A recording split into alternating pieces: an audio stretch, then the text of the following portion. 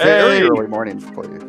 Hello, everyone, and welcome to This Week in Hospitality Marketing live show number 243. As you can see, we have a full group of dear friends, actually just dear friends.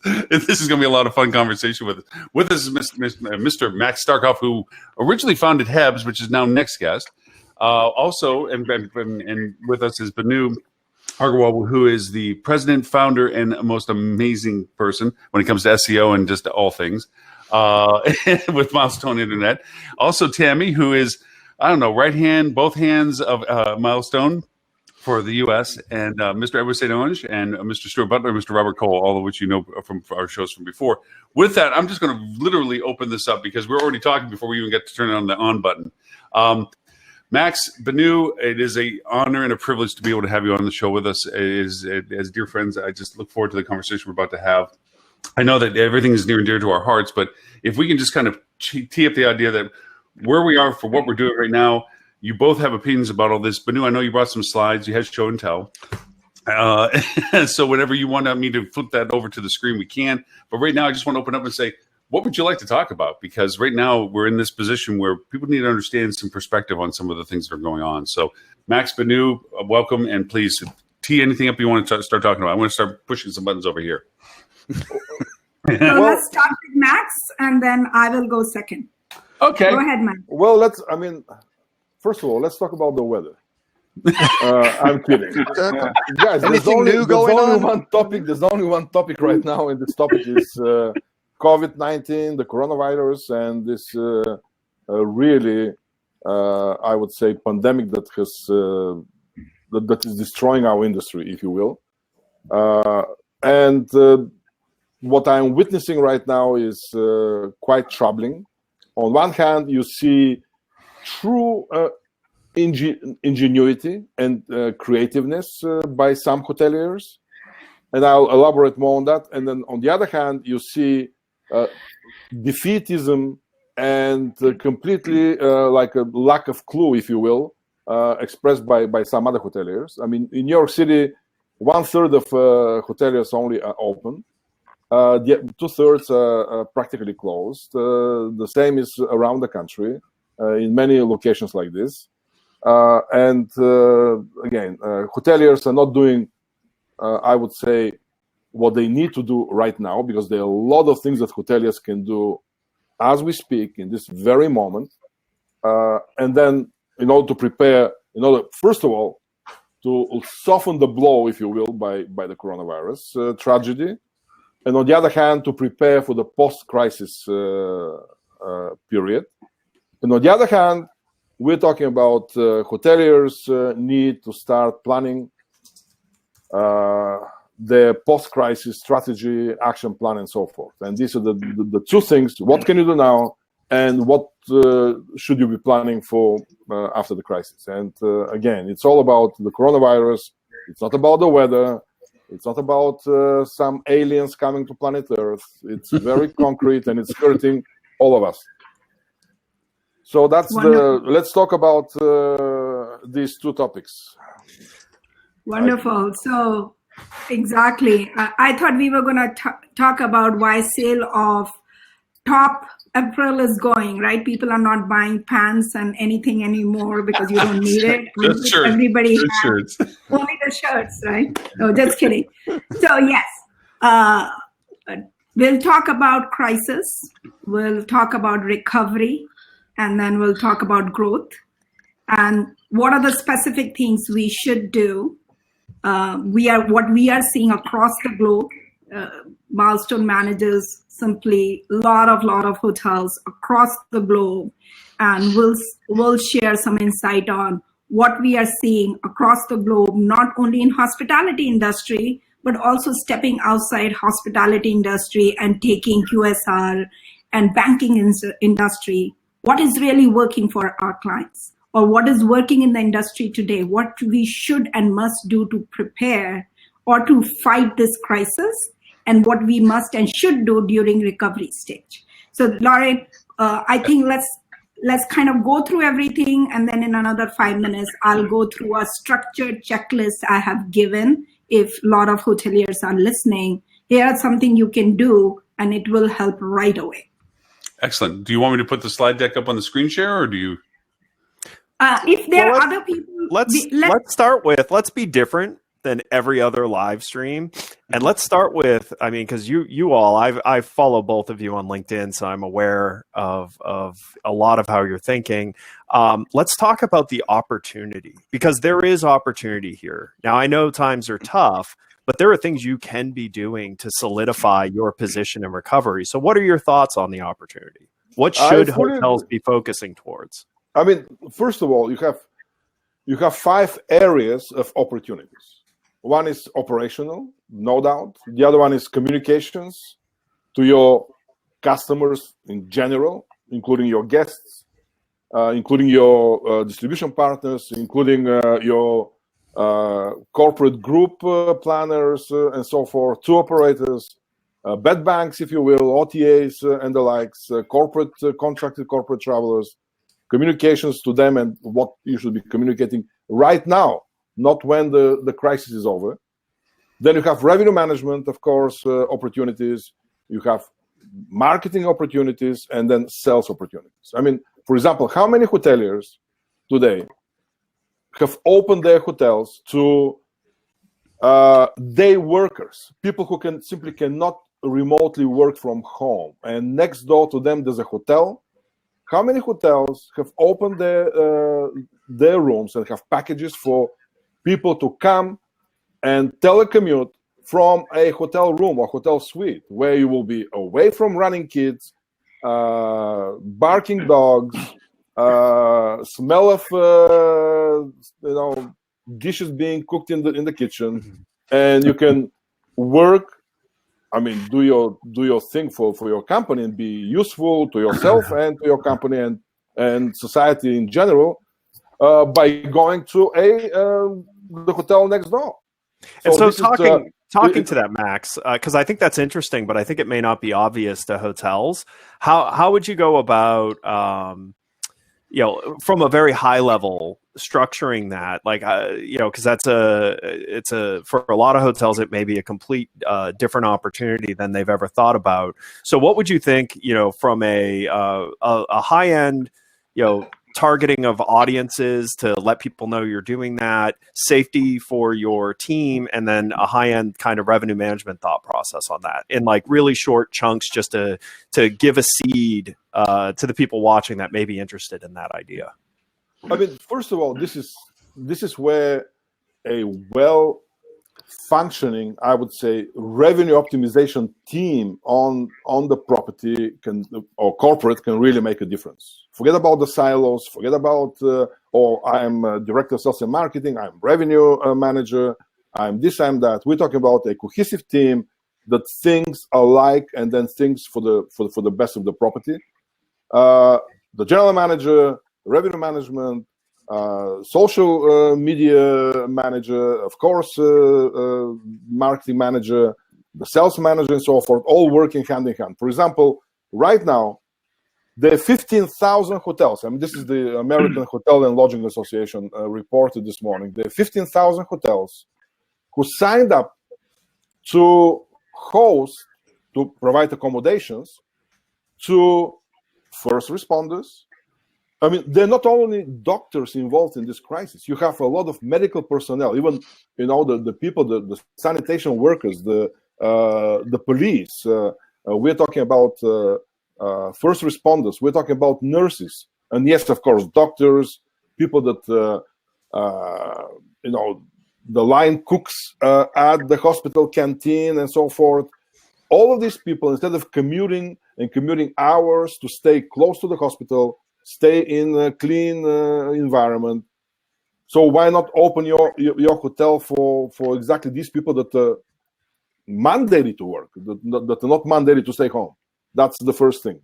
And again, there's so many opportunities talking to the local government, talking to the hospital next door, talking to the local police department next door, and so forth. There's so many opportunities, and very few hotels, I would say, have taken advantage of these opportunities. The second thing that I mentioned was exactly the work from the hotel instead of working from home.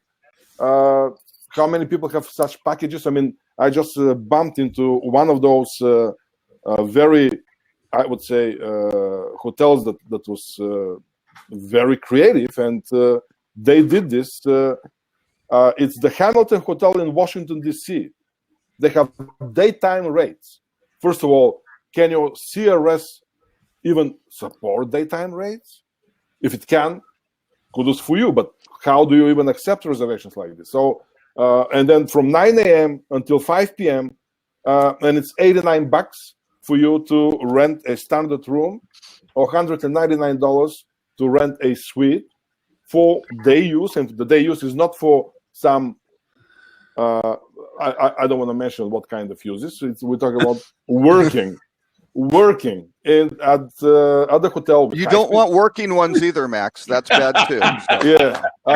Okay. What I mean is that your mind is always going somewhere else, man. No, Benu, you have to understand, with you being on the show and Max being on, the whole level of the show has raised quite a bit. So I'll just be quiet. We'll try not to bring it back down to its normal state.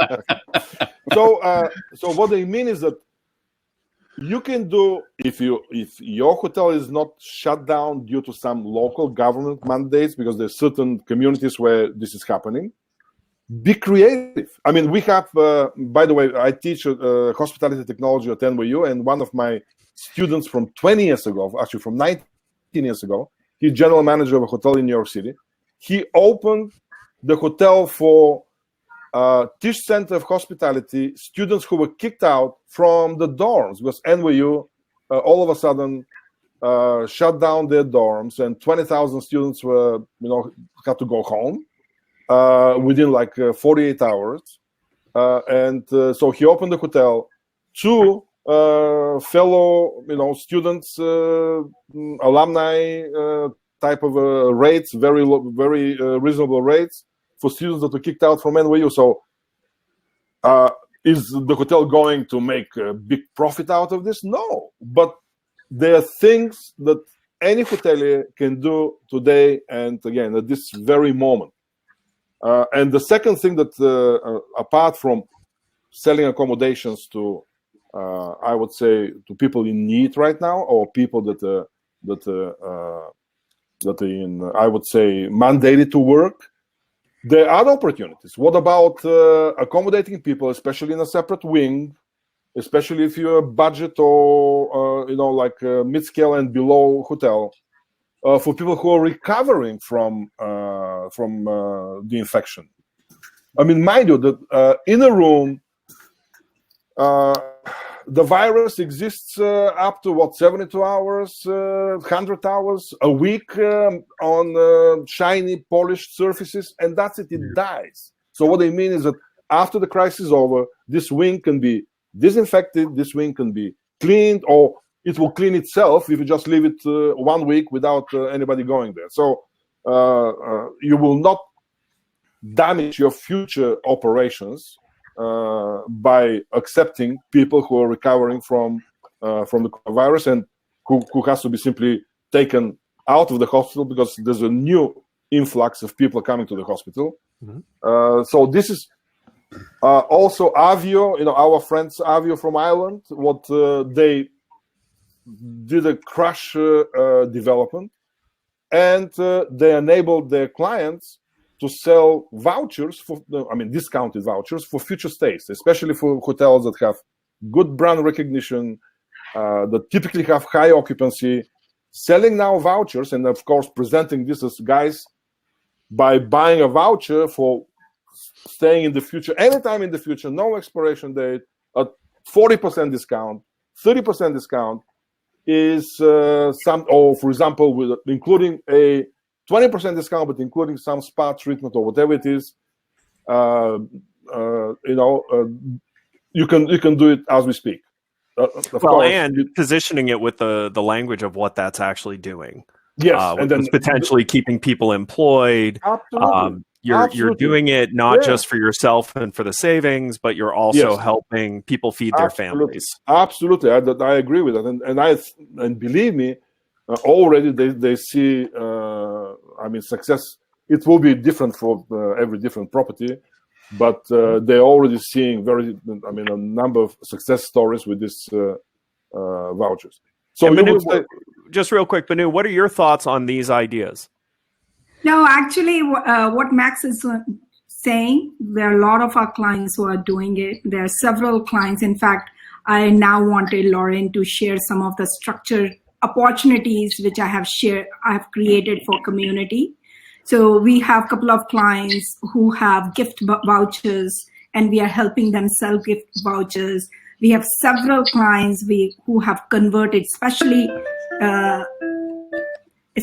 in Bay Area, because it's shelter in place. They have converted all their hotels into office residential. Now, how much they are selling, we still have to figure out, but at least they are not shutting it off. Good.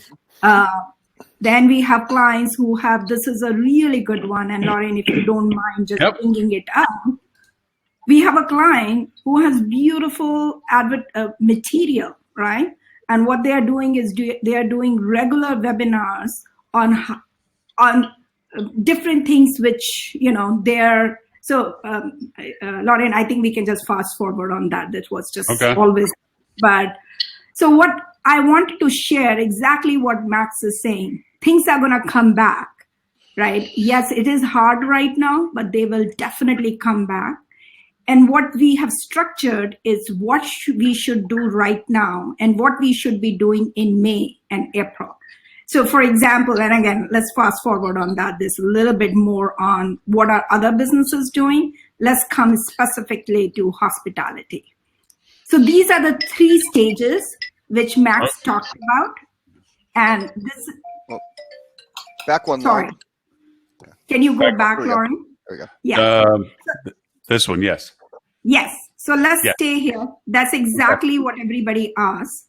What are the opportunity? And everything Max said is I've structured here. Crisis.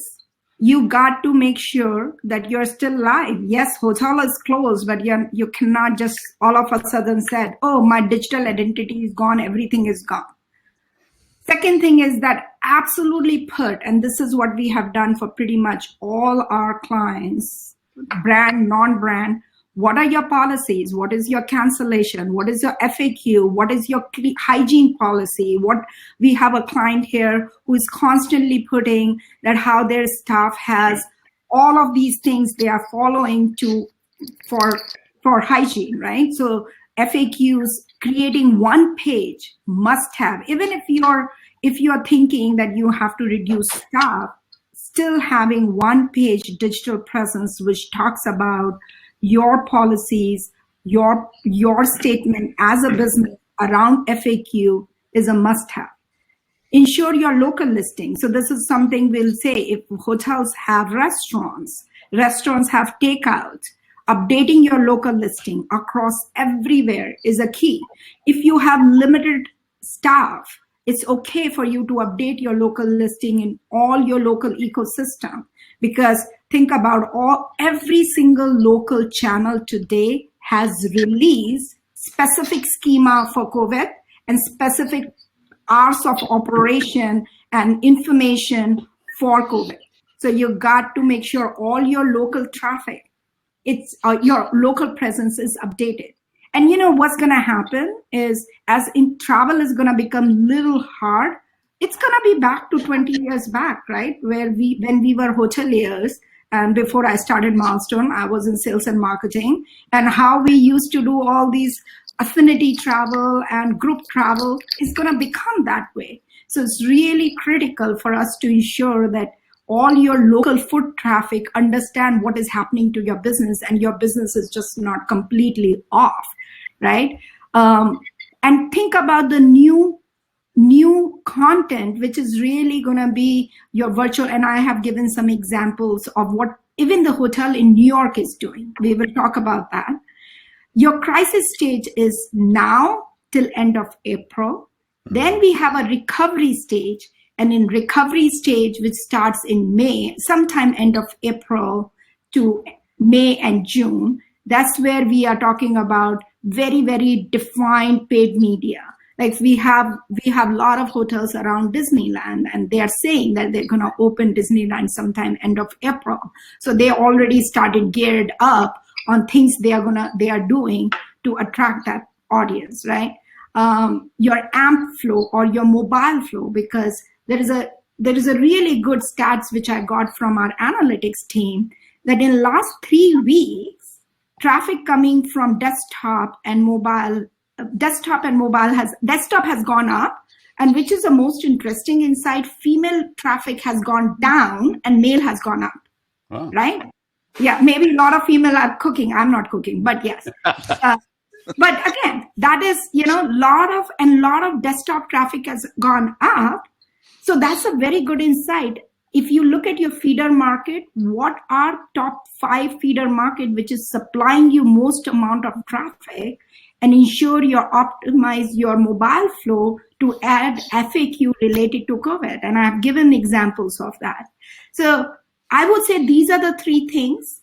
And, as we continue, I have a lot of examples in next 3-4 slides. Lauren, if you don't mind, I'll just briefly walk through it and we'll come right back.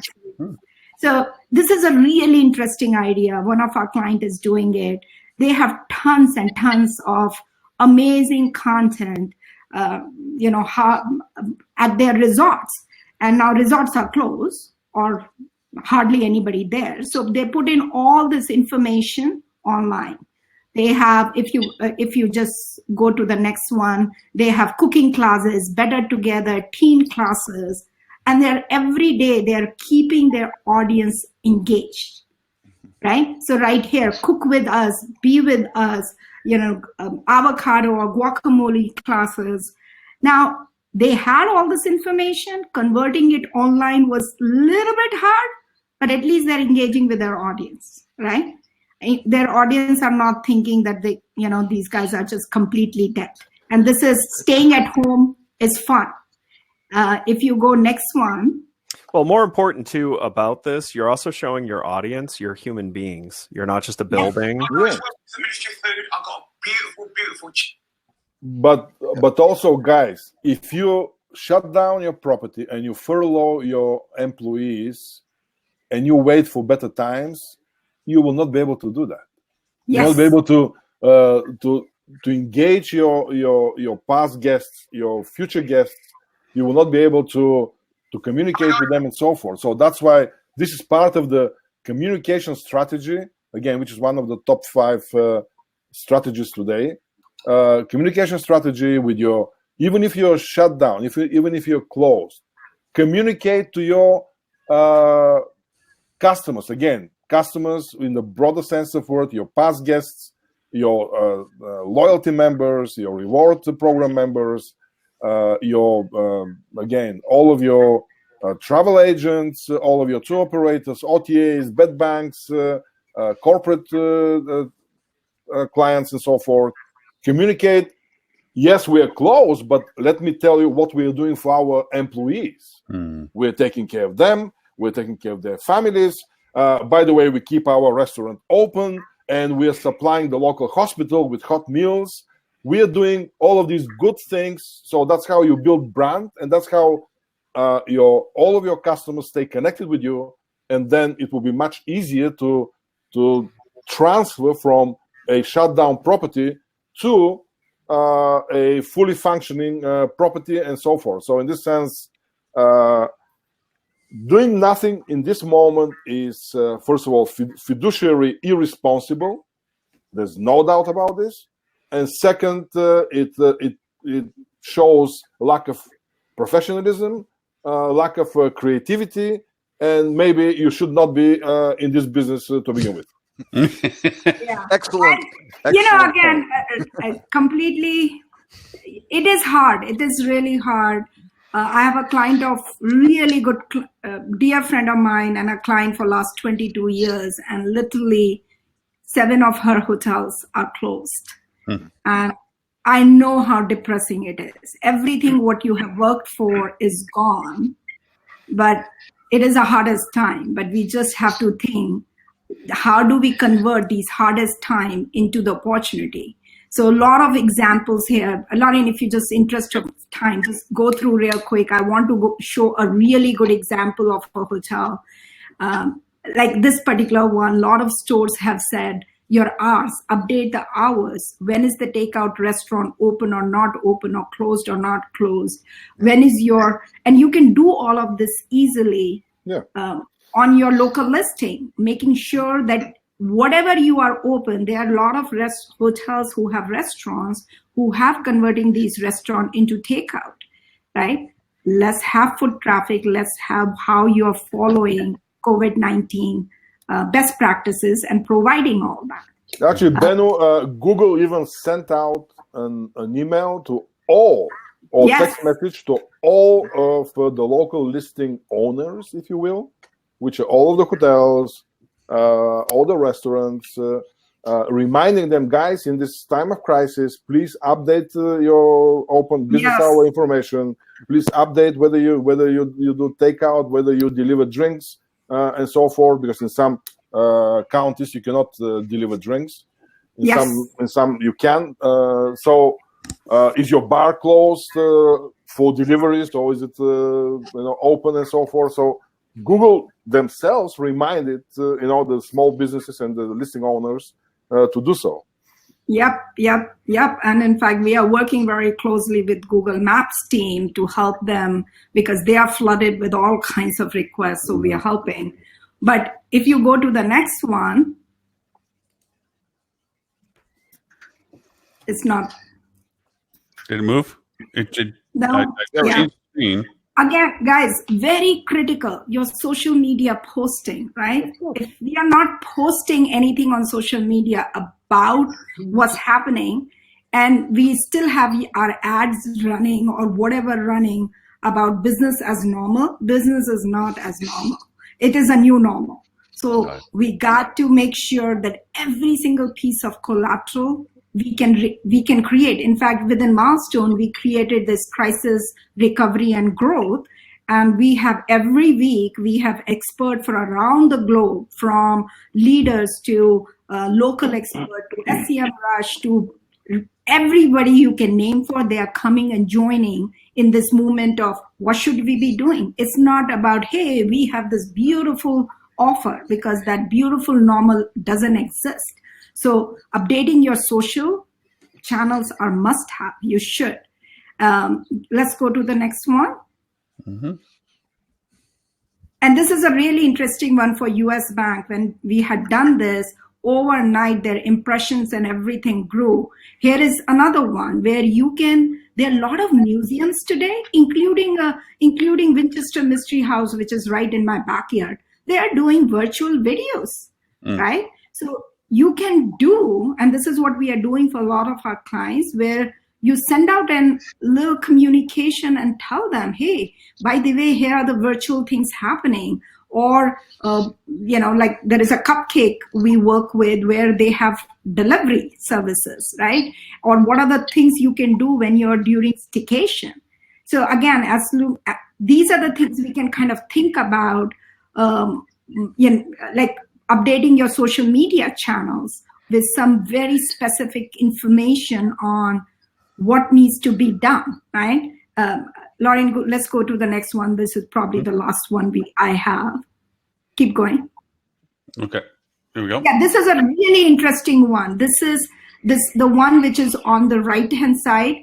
It's a hotel in New York, and what they are doing is they're sending out email to their customers, and they have included all the live show, not live, broadcast show, virtual broadcast show from the museum in DC, right? Do yoga with us. This is another one which we are doing for our client, where there is an email going out to their customer, hey, how hard it is, or sending it out, when you are ready, we are ready for you, right? So this is, yes, it is a hardest time. And I cannot tell you how, personally for me, this is an industry I grew up in, so I feel for it, and it's so disheartening to even see so many furloughs, jobs, and very, very disappointing and disheartening.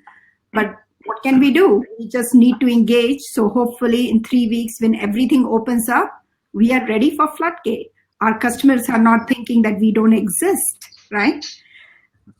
But Benu, one thing that comes from all of this is, first of all, very few properties do this on their own. Many properties use outside digital marketing agencies, social media agencies, PR firms, and so forth to do this outreach and these communications. And you know what is happening across the industry? We have seen that hotels have shut down the digital marketing budgets. They have shut down their PR budget. They have simply put all of their vendors on hold, and they do nothing. And in the same time, they're not taking, I would say, advantage of such opportunities to keep their contracted agency of records, digital marketing agency, and so forth, keep them, first of all, engaged, and allowing them to help the property in this particular, I would say, difficult situation. Because who the property will do all of this? I mean, it's impossible. Mm-hmm. Yeah, no, I completely agree. The properties don't do things like this. So that's why allowing your continuing to work with your outside vendors in general, and this is your CRS, your channel manager, your PMS, your CRM, of course, your website, your digital marketing vendors, your PR, social media, and so forth.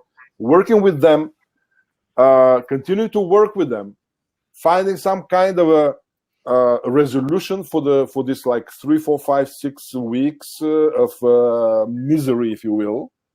For example, not shutting down the budget, negotiate with those vendors that some mutually acceptable terms. Okay, guys, you're charging us, let's say, and any of the cloud-based services, you're charging us per room per month. We have 0 rooms open, or we have only 30% of rooms open, so charge us for 30% of our rooms. I mean, these are obvious things, and I'm sure that many hoteliers are doing this, but keep your partners engaged, and they will help you. And by the way, there's so many vendors. I mean, Fuel Travel Marketing is one of them. They have a whole list of useful information for how hoteliers should handle different aspects of their operations, of their marketing. Avio is doing a whole university, COVID-19 university. Next Guest, my former company, is doing a lot of educational webinars, seminars, and then providing online, how-to guides and so forth. Which is so keep your outside vendors engaged, and they will return this by providing a lot of useful free information. They will help you to manage this crisis, and you will be in a far better shape. But just shutting down budgets, severing relationships right now that's the worst thing, and again, it's the wrong thing to do.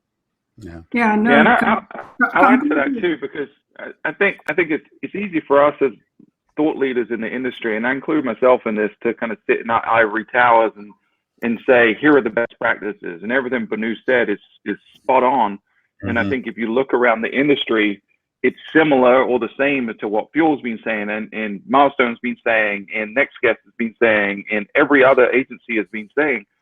But we're in a reality here where a lot of hotels are in an existential crisis. They're trying to survive, and the folks that are in charge of some of that no longer are working for these companies. So they have people that are not qualified to make decisions.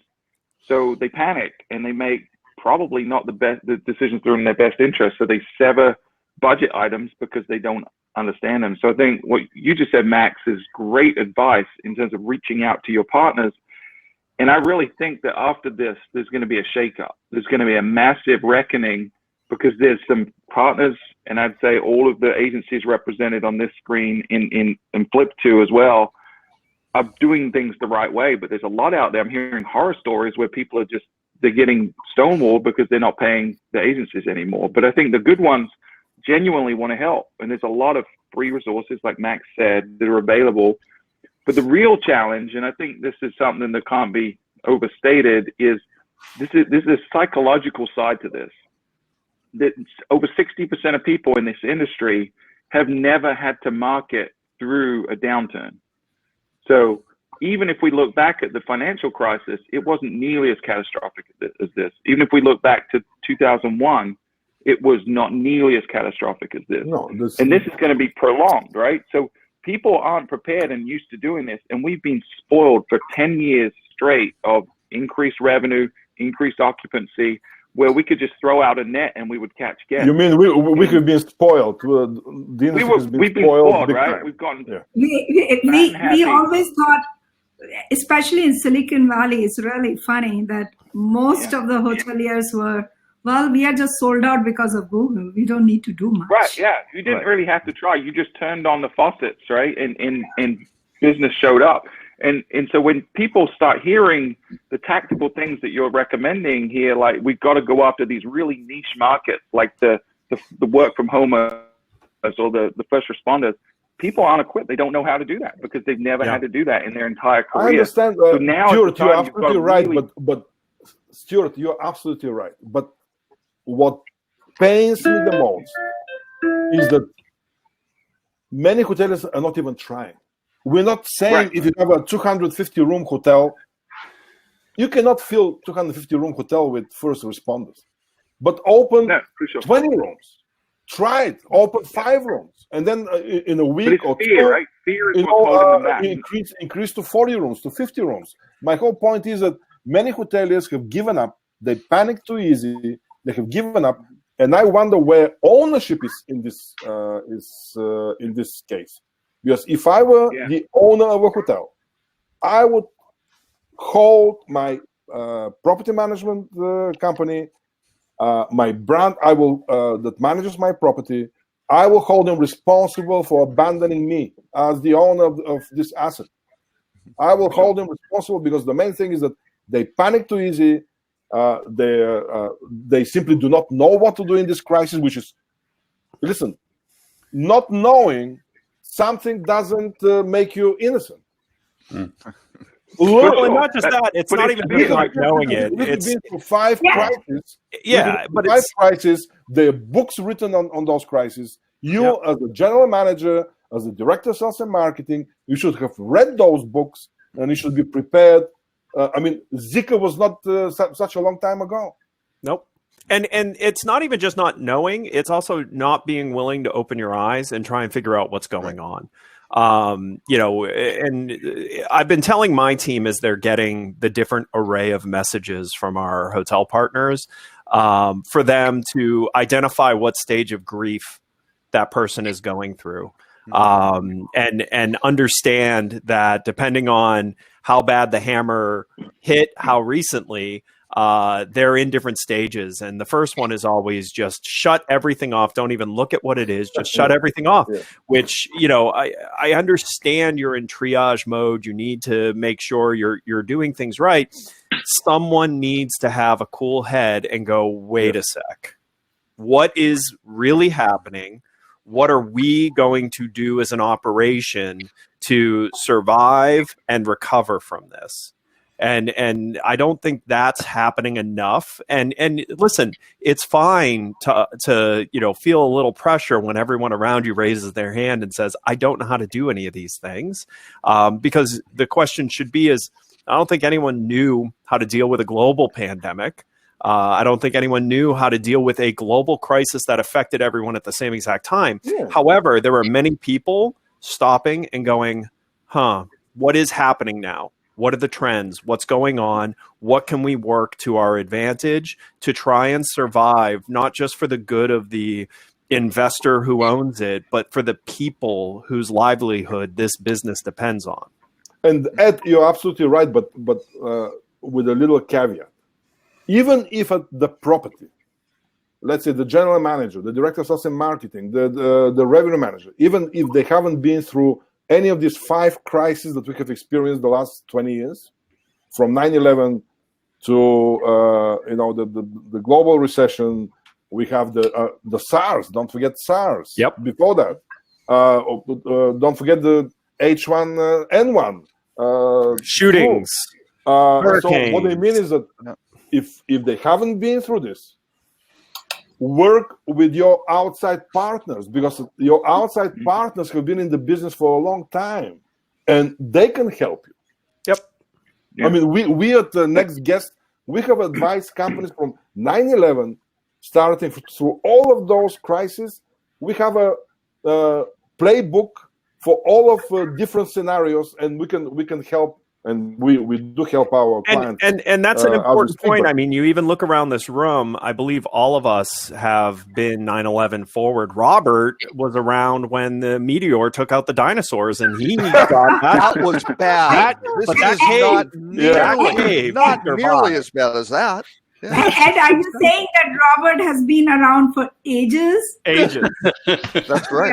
Yes. Yeah. But, to Mac's point, I just wanted to kind of reason this is happening because, again, neither owners nor general manager, none of us have even experienced something like this, right? So a lot of times it is just nobody knows how to deal with it. So people are just figuring it out. How are they going to survive? How are they going to pay the mortgage? How are they going to keep the lights on? Right. And as a vendor, biggest thing we can do, what we are doing, is just kind of saying, okay, we are here for you. Here are things we can do. Let's think about what are the must-have for you, because right now yes, of course, once you shut off the thing, you can't just turn it on again. Right. But if you put yourself in GMs and owners' shoes, their challenge is that they have never experienced something like this, right? So I think this is where there's a double-edged sword. Like in Milestone, our team has done a phenomenal job of just supporting client personally in terms of they're just going crazy. Even our biggest brands, there's just nobody there. You are trying to talk to biggest brand and 80% or 90% of folks are furloughed, right? And you're just providing, okay, we are here for you.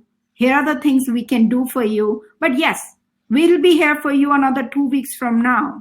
And it seems like when you have a little bit more sympathetic for overall, people tend to react, because the first reaction, everybody's saying just shut off everything. Yep. And then they say, oh, okay, once this is over in 2 weeks, what I'm going to do. Right. But also there is something else, this panic that we're witnessing at many of the properties. Let's say that you are forced to shut down. Let's say that you furlough all or part of your employees. How do you make sure that you keep those employees that are already trained, that know your product? These are people that care about the property. Otherwise, they wouldn't be there, and otherwise you would not have kept them before the crisis. So obviously, these are people that must have people that you need to somehow engage.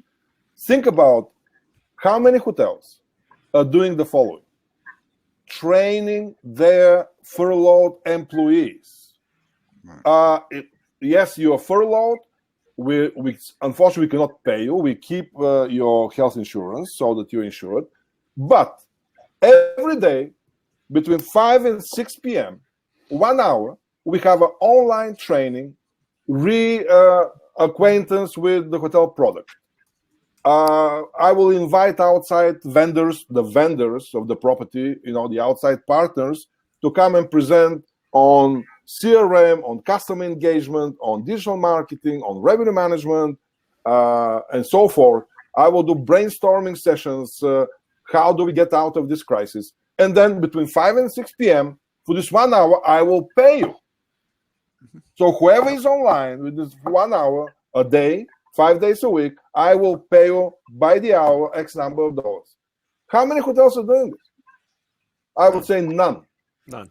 Well, so even a digital happy hour, virtual happy hour, you can do that and say, it doesn't have to be official with presentation. Just is everybody okay? What's going on? And hey, what are brainstorms? Because those staff are an incredibly valuable asset. They have very creative ideas on, well, did you ever think of this? I mean, you'll have someone sitting there whose child is in preschool and they're homeschooling them or something. You go, my gosh, we have this kids club.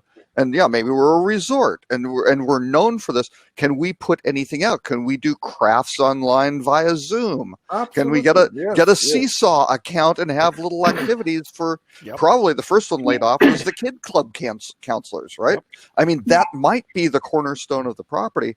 You just have to think about the guest. What does that guest need now? How can you help them? You have to think about your employees. What do they need now? How do you help them? And the last one, it should really be kind of the equity at the back end of it, right? The ownership, it's like they're the ones who should be helping.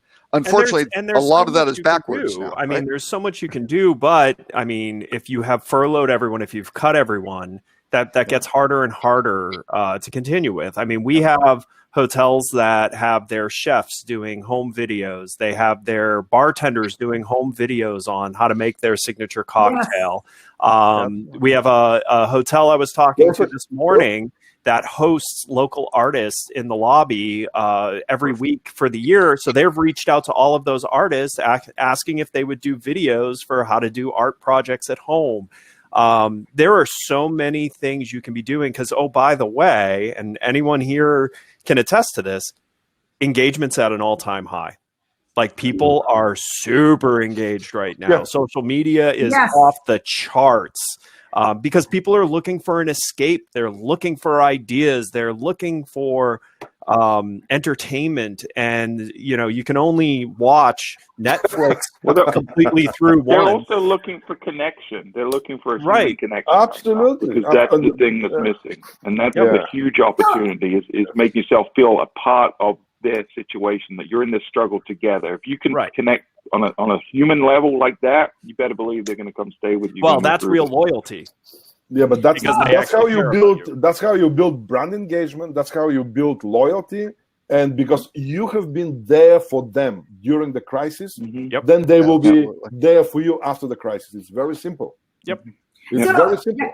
So just to kind of pivot, if we hopefully everything gets good, maybe I'm too optimistic, but end of April. And how do you prepare for recovery? Too optimistic, but that's okay. Let me point out the most important thing. All of you have experience with helping get new hotels launched, right? Yes. So do they turn everything on the day it's available, or do they generally lead up to it and build demand? Well, they're normally dropped out of planes, aren't they? You just come over and you drop the hotel, and people just turn on the open sign. But by the way, guys, first of all, I don't believe that hospitality will be up and running on any particular date. Simply because different regions, different times. Yeah, different regions have been affected in a different manner. Different regions, different countries, different. I would say tourist spots. They rely on different feeder markets. I mean, if you're a resort in the Maldives, you have to wait for the long haul travel to rebound. Yep. But even that, let's go back on Benu's answer here. If you're opening a hotel, it's 6 months in advance to market the opening of a hotel. So no matter where you are way inside of what you would normally do if the hotel was opening brand new. So I mean, the answer isn't shut down sales and marketing. I was on a chat with HSMAI Arizona this week where one of the hotels is like, yeah, my wedding salesperson sold 7 weddings for this year this week. So you're not doing that if your entire team is furloughed. Like people, yes, I know we have a tight booking window these days, but people aren't booking for right now. So they are looking for later because they can't book anywhere right now. Right. Yeah. Yeah. And when you're selling those weddings, I'm sure they have it set up saying, okay, we're looking at August 15th or whatever date they have. And then the consideration and what you need to talk about is, okay, and if that doesn't work, let's now shift to another. You probably have a completely open calendar, right? So you can really start kind of staging things out and say, we hope it doesn't have to be next, a year from now, but that's okay. We have your back. Let's make sure this is going to happen, and we can sequence this, and then all of a sudden you start rolling with all of those folks, and it starts making sense. So but Robert, that's what I had said is if you can update, right? If you have a page on every single digital identity and your social channel, and you can talk about, and that's what a lot of clients, a lot of customers we are seeing are doing it, is, hey, you can book today. We have flexible cancellation. We will give you blah, blah, blah, blah, blah. And they're really, and if things don't improve, like I said, I'm ultimately optimistic, but if things don't improve, there are still ways to get out. But at least far end, you got the customer, you have ability to secure, and you know how your window looks like. But right? the other dynamic that's changed recently that everyone needs to keep in mind is you now know that the government is stepping in with real impact. So, if you look at this $2 trillion stimulus package that's being rolled out right now, they're rolling that out based on the amount of time of impact that they think this issue is going to last. If this goes beyond that, they are likely to roll out another. So you have a bit higher of a floor than you did before anyone knew the government was truly going to step in and basically create money that didn't exist and then just freely give to every business and people to shore up that the government has shown they do not want the major sectors of the economy coming out of this as zombies. They want a healthy economy coming out of this. So you can take a little bit of a risk as a business owner. Now I'm talking to hotel owners, I'm talking to everyone here. You can take a little bit of risk knowing that, okay, if the worst case scenario is worse than this current plan, it's highly likely the government's going to step in again, is going to shore up, because what happens if everyone becomes desperate? The government gets overthrown. The government doesn't want that. So they're going to step in.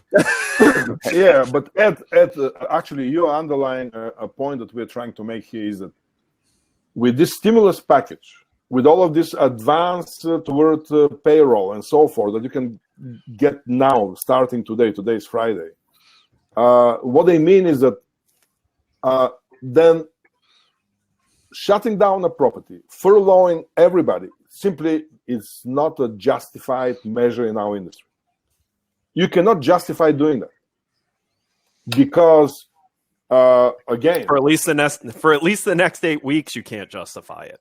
Exactly. Because you've got 8 weeks of payroll getting covered for you. I'm talking about right now, or at least you may furlough some people, but keep like the core team in place so that you can do communication with customers, communication if you're closed.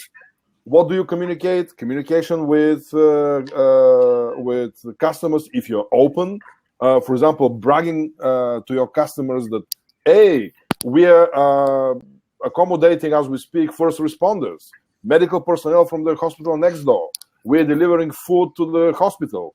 We have created a school delivery, food delivery for the school next door that was shut down, and now parents can come. Parents in need can come and pick up food for their kids. What I mean is that you can build brand equity as we speak with very little efforts and very little money, actually. It's just a matter of creativity. On the other hand, who will plan for your post-recovery period? Who will develop the short-term strategy? Who will analyze? Benu mentioned analyzing your feeder markets. I mean, the short haul and drive-in feeder markets will save the day. It will actually, especially in North America. In North America, the drive-in travel with this low, the fuel is as low as, the gas is as low as we have seen since the early 1990s right now. You have people that are stir crazy, like caged animals at home, and we will unleash the public traveling at least to close destinations. Second, people are keeping themselves informed about the immediate neighborhood, about immediate destination, and about the neighboring destinations. You don't know much what's happening in the Maldives, but you know a lot what's happening in the county, in the town where you live, in the neighboring town, and so forth.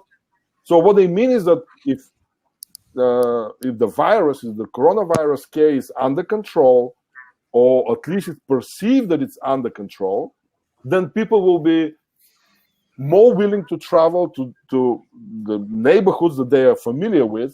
That's the driving travel. So driving travel, short haul, will save the day in this country, and this will be like the jump start for the whole travel industry in general. So you analyze your feeder markets, you put your mid and long haul feeder markets on hold for the time being, though you communicate to your partners over there, and again, even negotiate for next year. But you focused on your short haul markets. You definitely don't shut down, for example, your paid search campaigns, your Google ads, because using your brand names, your hotel brand names, you can inform people in the neighborhood, and geo-targeting your feeder markets, you can inform people in the neighborhood as to what is the status of the property. Yes, we are open. Yes, we are accommodating first responders. Yes, we are feeding the poor, or we are feeding the hospital, and so forth. We are doing all these great things. And by the way, when the crisis is over, please do welcome, or you can even promote your advance vouchers, discount vouchers for future stays, using, paid search marketing as we speak. All the communication. Who will do that? If you I'd change the wording of that a little bit, because not who will do that, who is doing that, because you should be doing that right now. But so guys, I think, yes, it also it needs to be done. But like I said, cash flow is the biggest concern, right? Mm-hmm. And the best thing right now, when we are as a vendor, we could go to our partners and we can say, hey, in terms of, and again, we have our payroll too. And this is where we as a group, as a community needs to pull it together, right? We go to our partners, we go to hotels or who we've been working with and negotiate and say, hey, you can pay some of the portion a little bit later, right? Because the biggest challenge today hoteliers have is they don't have the cash flow. But yeah, completely agree. So we did that with one of our clients in Dallas. We studied their audience. And what we figured is we took all their feeder market. We took 3 feeder market. We completely pivoted paid and organic strategy to focus on feeder market. We created staycation package. It's really funny. That particular hotel and a hotel in DC who pivoted their strategy to be remarketing and 3 feeder market, drive-by location, staycation package with added experience are doing 20% more occupancy than any other. Absolutely.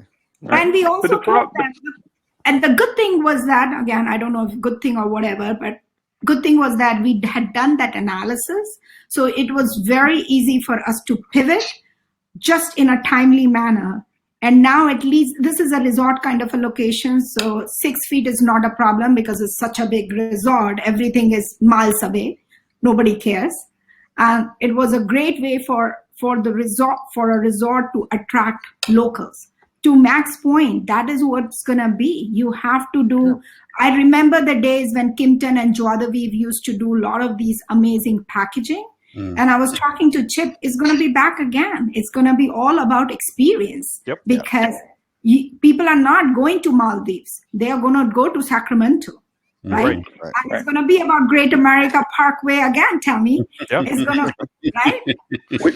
Which is why everyone should be investing in this stuff now, right? They need to have the employees and the partners available at this point. So the challenge is a lot of people did what was easy.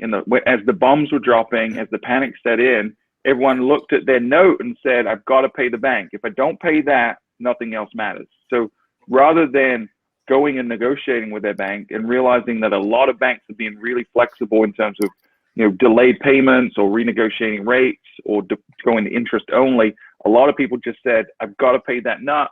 I'm going to make cuts. So now is the time. Take a breath, take a step back, go to your bank if you haven't already, have a conversation. You can submit for the CARE Act loans today. So if you're not already prepared for that, you're going to be at the back of the queue because a lot of people are already doing. So go To be clear, Hang up you're, the you're show now likely and go you're talk to likely them. not going to be able to apply for it today, but soon you'll be able to apply for it. The SBA is pointing at the government saying there's a few pesky details that aren't clear, and the banks don't want to For be on sure. the hook. Well, So, so we had already done the paperwork, right? Yep. 2 or 3 days ago. And then this morning, we got new paperwork because they're ironing out pesky details. But the point is, we're prepared. And every hotel that's struggling right now has to be prepared. Yeah, if you haven't spent a lot mentioned- of time talking to your bank lender, you need to be doing that. That's the biggest this priority morning- because that's how you fund marketing and sales. And that's what you need to be doing right this second.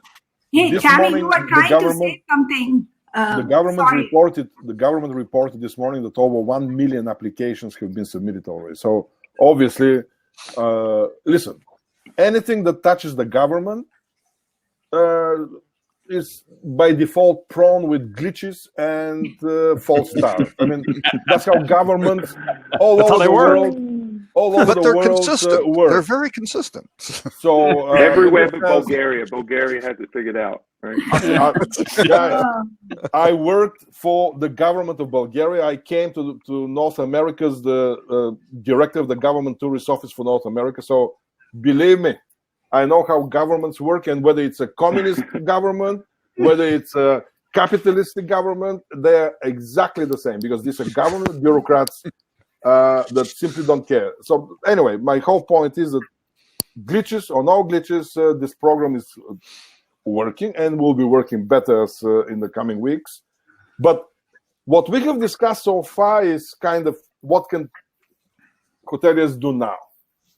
Let's pivot a little bit toward What they should do in what they future. should be doing for the post crisis period, because again, Yes. there's a the way that I see it is you have, first of all, revenue management priorities, you have digital marketing priorities, you have sales marketing priorities.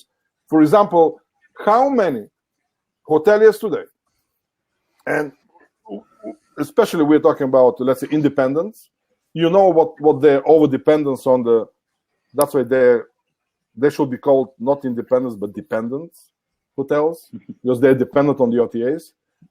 How many of the hoteliers in North America, in Europe, have gone back to their let's say distribution partners, whether bed banks, whether OTAs, whether tour operators, and offer them, okay, we don't have the contact information of the people who cancel,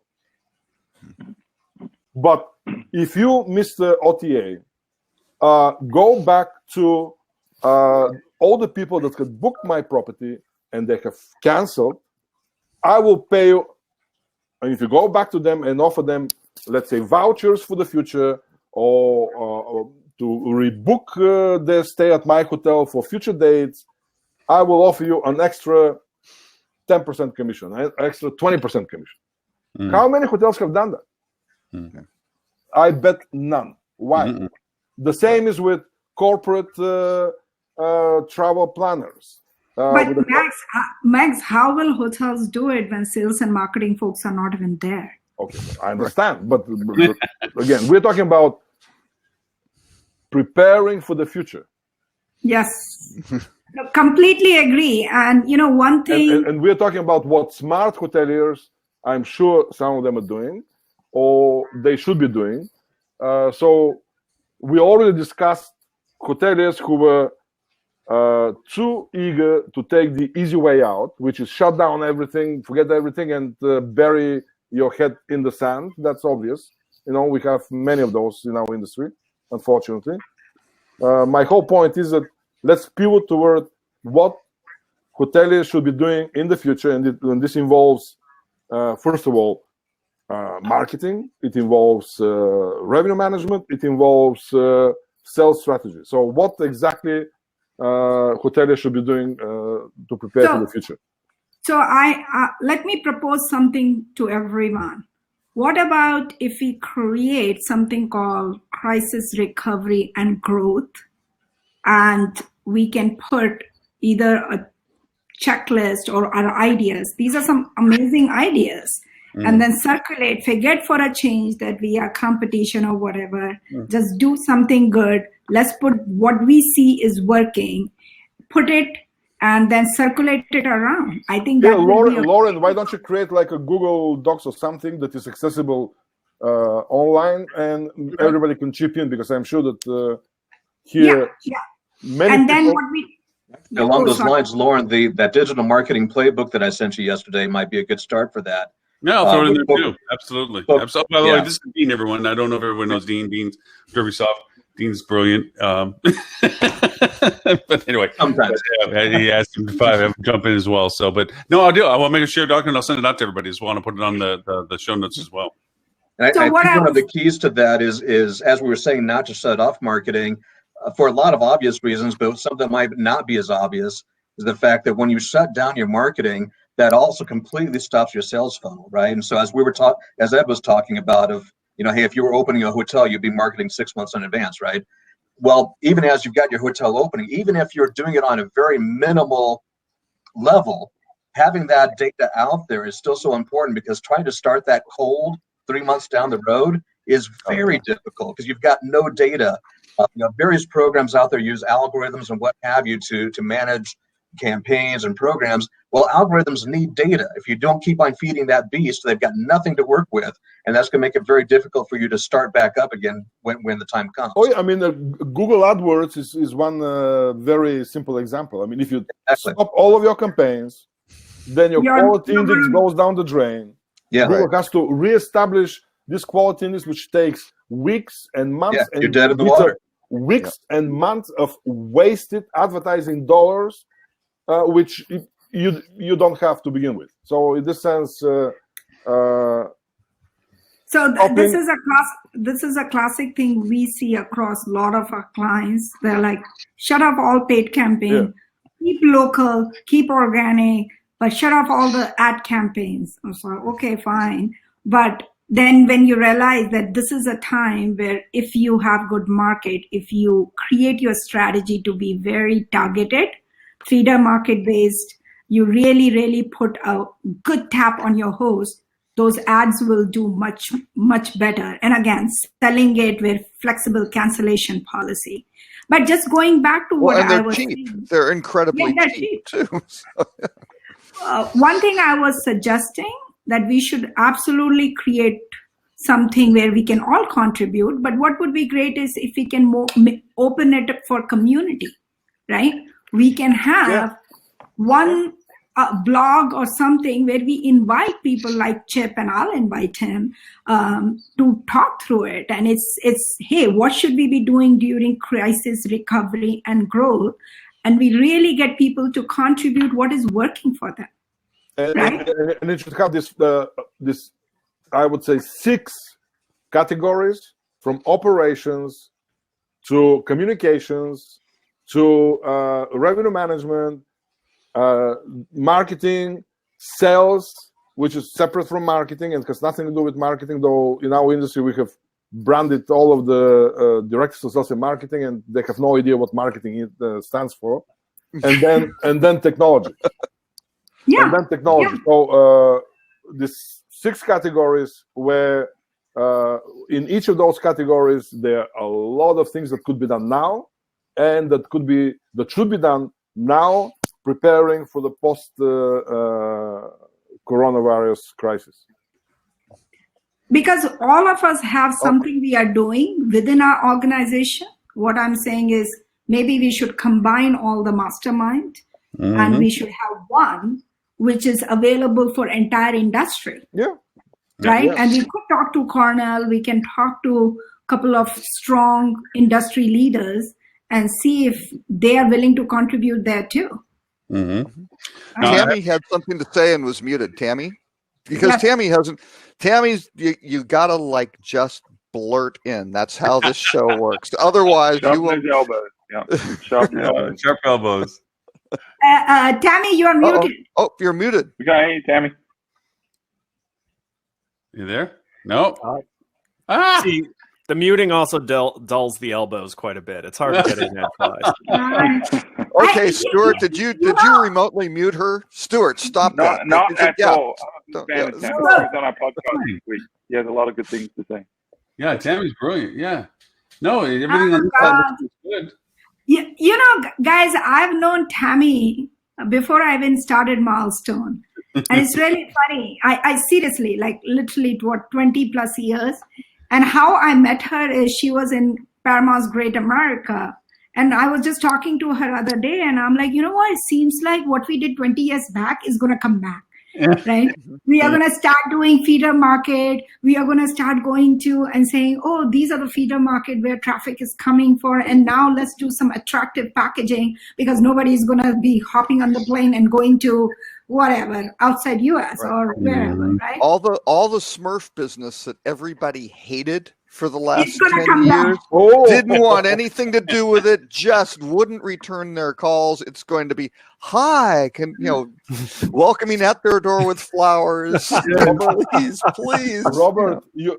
Robert, you will see Smurf groups in the lobby of the Four Seasons Hotel here on 57th Street in New York City. Yes. Okay, yeah. I've told this story before on the show. It was probably 100 episodes ago or so. When the Houston oil market crashed, I think it was like 1980, mid 80s. With Four Seasons, the Four Seasons Inn on the Park, which is outside. It's kind of out near the gallery, a very nice park site. It's now an Omni, but they had the Exxon board of directors meeting. Right. And it was the previous year, and it was no holds barred, $500 a night, gold service, white gloves, and just over the moon. Exxon loves it. Next year, Exxon had laid off employees for the first time in their history. Right. And so the salespeople are going back to them going, OK, this is great. Exxon started saying, we cannot go to your hotel at any cost because it sends the wrong message. They booked, I think it was at the Remington for $59 a night, right? Because they were just trash. It was a Rosewood property. They had no clue on what they were doing revenue management wise back then. Just anything, get a nickel over the, to cover, contribute to your fixed costs, whatever the strategy was. And that's what they wound up doing. I mean, it was just insane. Not good for the marketing, not good for that hotel that then wound up changing hands 3 or 4 times because they couldn't maintain it. Robert, I would but love to, you get crazy things that come out of these because, you've got to be smart and you dig yourself this huge hole. Since both the clients you mentioned are our clients, I'd love to know a little bit more. I will call you and understand it. Yes, Smurfs. Actually, one story they hate, that property, $32 a night. And again, this is $1985 or 86 or whatever, for airline crew rooms. And it's a long way from the airport, but, and we had to convince the general manager to do it because it's like, you are displacing no business. There's no one there. And the only way we convinced him, we said, you are going to have attractive Air France flight attendants and pilots smoking cigarettes in your bar. And okay. That was it. You need humans in your hotel so other people will be around. But it's super easy. Tammie, is your audio working? Yeah. Are you back, Tammie? No, she's not. Maybe reboot. It's not on this side either. I'm looking at it. It shows that she's not muted. Have you tried restarting your computer? Yeah. Well. Thank you, tech support. But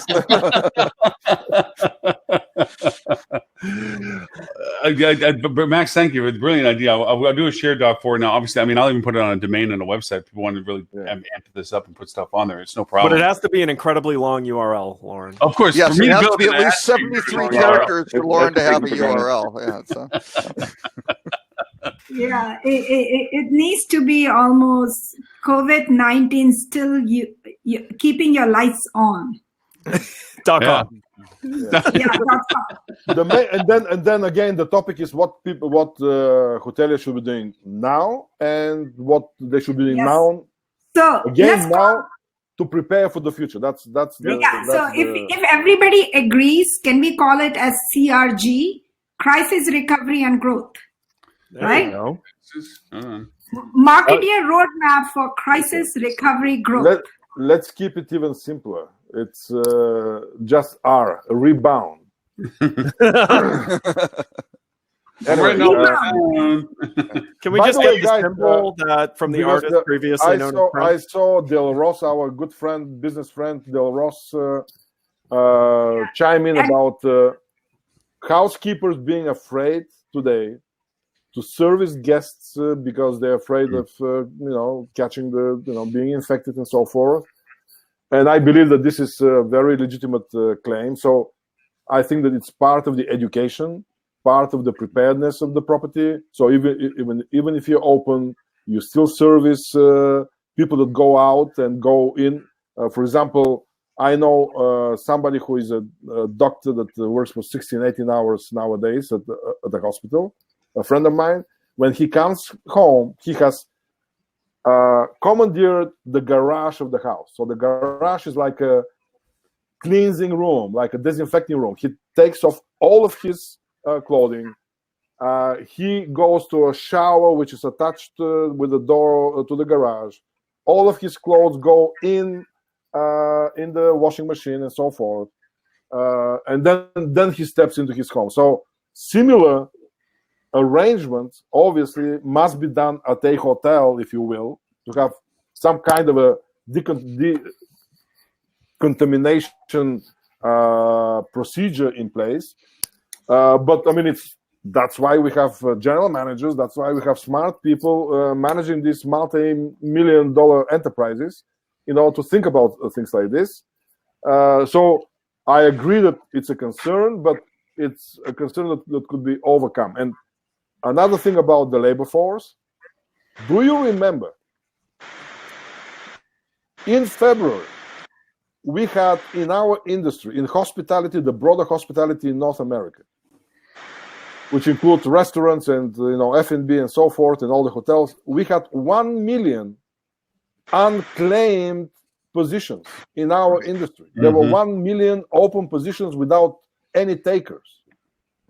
So yes, I know that we have a lot of people that are furloughed or laid off as we speak, but once we rebound, there will be a dire need. There will be labor shortage for qualified people in our industry, and I believe that we will rebound much faster simply because we started the crisis with a major gap in our labor force. That's my take on this. So, and I think it's going to be exacerbated because a lot of people are going to fall out of this industry. Some of those folks that are laid off or furloughed are not going to come back. They're going to go to other industries that are more robust right now.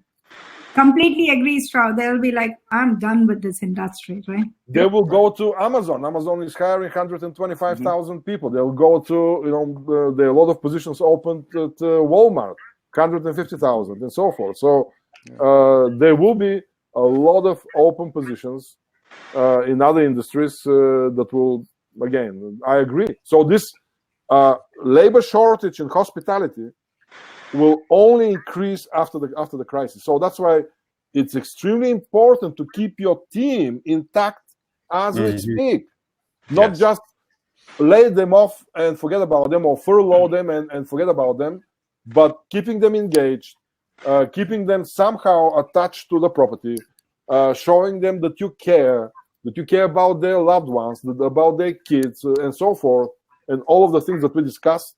From training and product reacquaintance and all of the professional development, or even happy hours and for your employees and entertaining their kids or teaching them how to cook and so forth. The chef of the restaurant. What I mean is that keeping them engaged in the broader sense of the word will allow you to rebound much faster.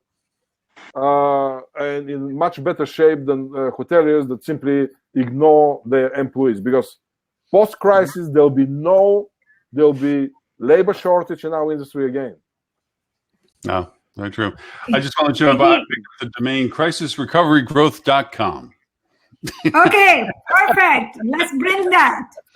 And I'll get it hosted up and we can start loading stuff on it. Anybody that wants to contribute to, we can put it there if we like. Okay. Yes, perfect. Hey, Tammie, are you live? Mies, Yeah. did you manage to? I'm trying. Can you hear me? Hey! We can hear you. Yay. Hey! I was gonna blame Lauren. Didn't Holly had that issue about 6 months ago, right? So Yeah, I would she say did. Lauren's She got did. some secret, Do we get to see Holly? I No, know she's there. Yeah, but she hasn't popped in. Yeah. No, she's. I she's see still her. Holly, I see Holly, we don't Holly- have to see your makeup. Just come on. You are always Holly's pretty. been on over a half dozen of our 240 shows at least. So, Really? She managed to speak between all of you guys. Oh, yeah. oh, She she got holds sharper her as own. time went on. Yeah, she got better at it. See, my She's really good at problem is- rolling her eyes when we talk. Yeah. That's what she was good at. So, And telling us that we were wrong. She's good at that. Oh, yeah. Well, yeah. No, she's really. Yeah, that was pretty good. At That's that. pretty easy though, Stuart. Yeah, It is. That's a very low bar. Well, I kicked her camera off. It's the new standard right now. Everybody working from home, like Benu was saying earlier, that everybody buys tops and not bottoms. And rest assured, I am wearing pants for every event. well, Dean, we don't really know. As long as none of us get I up with wish it. I huh? could commit to that statement. But I didn't shave this morning, so I've got the grown at home look here going on. So let's just pivot from, if it's okay, and we have very little time remaining. What are we doing? Let's not talk about what hotels should do. What are we doing within our companies, right? Because again, within Milestone, we are almost 300 people, and it is one of the hardest thing in our life. In my life, I've gone through. Not building a company was not hard. Going through this downturn has been the hardest thing. So what are you guys doing? Let's be on a serious note to keep your employees engaged, to keep them inspired, keep them motivated, but at the same time have some sanity, because you really don't know how many of your customers are going to be in business tomorrow. Stuart, Ed, you guys have. Yeah, I'll take that. I mean, we started early. I think I don't know if we were lucky or we had some foresight, but we started planning very early in March. Like the first week in March, we started saying, before people started taking this seriously, we're like, this could be a problem. So what if, right? We ran the hypothetical, and we always believe in having scenarios planned out and having strategies for every eventuality, so we're not surprised. So we started looking at our budget, started running, okay, what happens if our revenue drops by 20% or 30% or 50%? And we went all the way up to 90% and said, okay, what does that look like? And we knew two things going into this. One, we said we want to do everything we can to protect our employees, because our team is what makes us. Like, we call it each other fueligans. We see ourselves as a family. So regardless of what the fallout was, we wanted to protect the team, but we also knew that we wanted to protect our clients too, and that they were going to struggle, and that we would be healthier as a business on the flip side if they were successful through this. So how can we support them? And then we also felt obliged, because we said we got this podcast that reaches thousands of people every week. We felt like we had a responsibility to the greater audience too, to the industry. So we started looking through, and right at the beginning of March, we started cutting non-essential budget items, and we slashed a lot of our overhead. And then we started immediately seeking funding beyond our normal revenue streams. And so we started talking to our banks about credit lines. We started looking at what the government was already talking about. And so we ran permutations, and we said, okay, if we're in this scenario by this date, then we can stomach this much debt. So we made the decision, rather than letting people go when our clients need us most, when our team members need us most, we're going to take on debt in the short term, because it will benefit everyone in the long term, including the business, but more importantly, the team, the clients, and the industry. So and I felt a little bit like a survivor's guilt on this, but we have not let anyone go. We have not furloughed anyone. And we've been very honest and transparent with the team and said from day one, we don't know what tomorrow brings. Here's where we stand today. Here's our financial position. We've shown them the specifics and said, we're going to do everything we can to protect you. If the day comes where we have to let you go, here's what we're going to do. We're going to pay for your medical. We're going to make sure we submit your unemployment. We're going to train and educate you. We're going to help you find other placements. So really taking care of people ahead of them needing us to. And also in the interim, knowing that their lives have been thrown upside down because they've got kids at home, they've got spouses who have been laid off. So reaching out individually and saying, how can we help you guys? So doing a lot of that. And then with the client side, we went to every client early on and said, this is going to be painful, but we're here for you. What do you need us to do from a financial perspective and a resources perspective? So we have a lot of clients who are not paying us. And we said, that's great. You don't have to pay us, but we're going to continue to work for you. Just so you know, we've got employees, so we're going to continue to do work. And if you need us to do other stuff because you have laid people off and they have responsibilities, we're going to do that too. So we're really trying to support them with data, with our expertise. And then the third tier is the industry at large. So we said, what are people going to struggle with in the industries? How can we produce content that's going to help them? So we've done, I want to say in the last week and a half, we've done maybe 9 podcasts, 10 blog posts. We created a resource center that aggregates everyone's great content. So we've got stuff from Milestone, we've got stuff from Next Guest, we've got stuff from everywhere. And then we started using our podcast as a platform to reach out to partners. You know, we had Tammie on the show on Wednesday, and that episode was awesome. It's already got a ton of downloads. So we're really trying to look at everything from a strategic perspective. One, how do we short-term survive this? But then how do we, on the flip side, coming out of this, how do we all thrive? So trying to be creative, trying to look at the new normal and saying, okay, what needs to change? So employee morale is tough to maintain because everyone's stressed. So what can we do in the short term? So we've been doing virtual happy hours and little games. We have a scavenger hunt this afternoon at like 4:30, 5 o'clock, where we're going to do a virtual happy hour, and then we're going to do a scavenger hunt where people have to go find stuff in their house. So just doing a lot of engagement, a lot of communication, a lot of forward planning, a lot of scenario building, those kind of things. But it's about taking the time to plan. I think that's what's prevented us from making what would have been easy decisions to, like a lot of hotels have done. You know, it would have been easy for us to say, let's cut off this amount of salary because it makes us healthier in the short term. But we really stopped and thought, what was the long-term ramification of that, and really focused on the long term. So that's a long answer, but we're doing a lot, I'd say. Yeah. And so I had the benefit of, I owned a software company through the financial crisis. And so I got to experience what happens in this industry. If you're an essential software, you actually grow quite a bit when stuff like this happens. I was fortunate that, my last company was a channel management platform. So when you're furloughing employees, you being able to have multi-extranets managed through one touch was a big deal.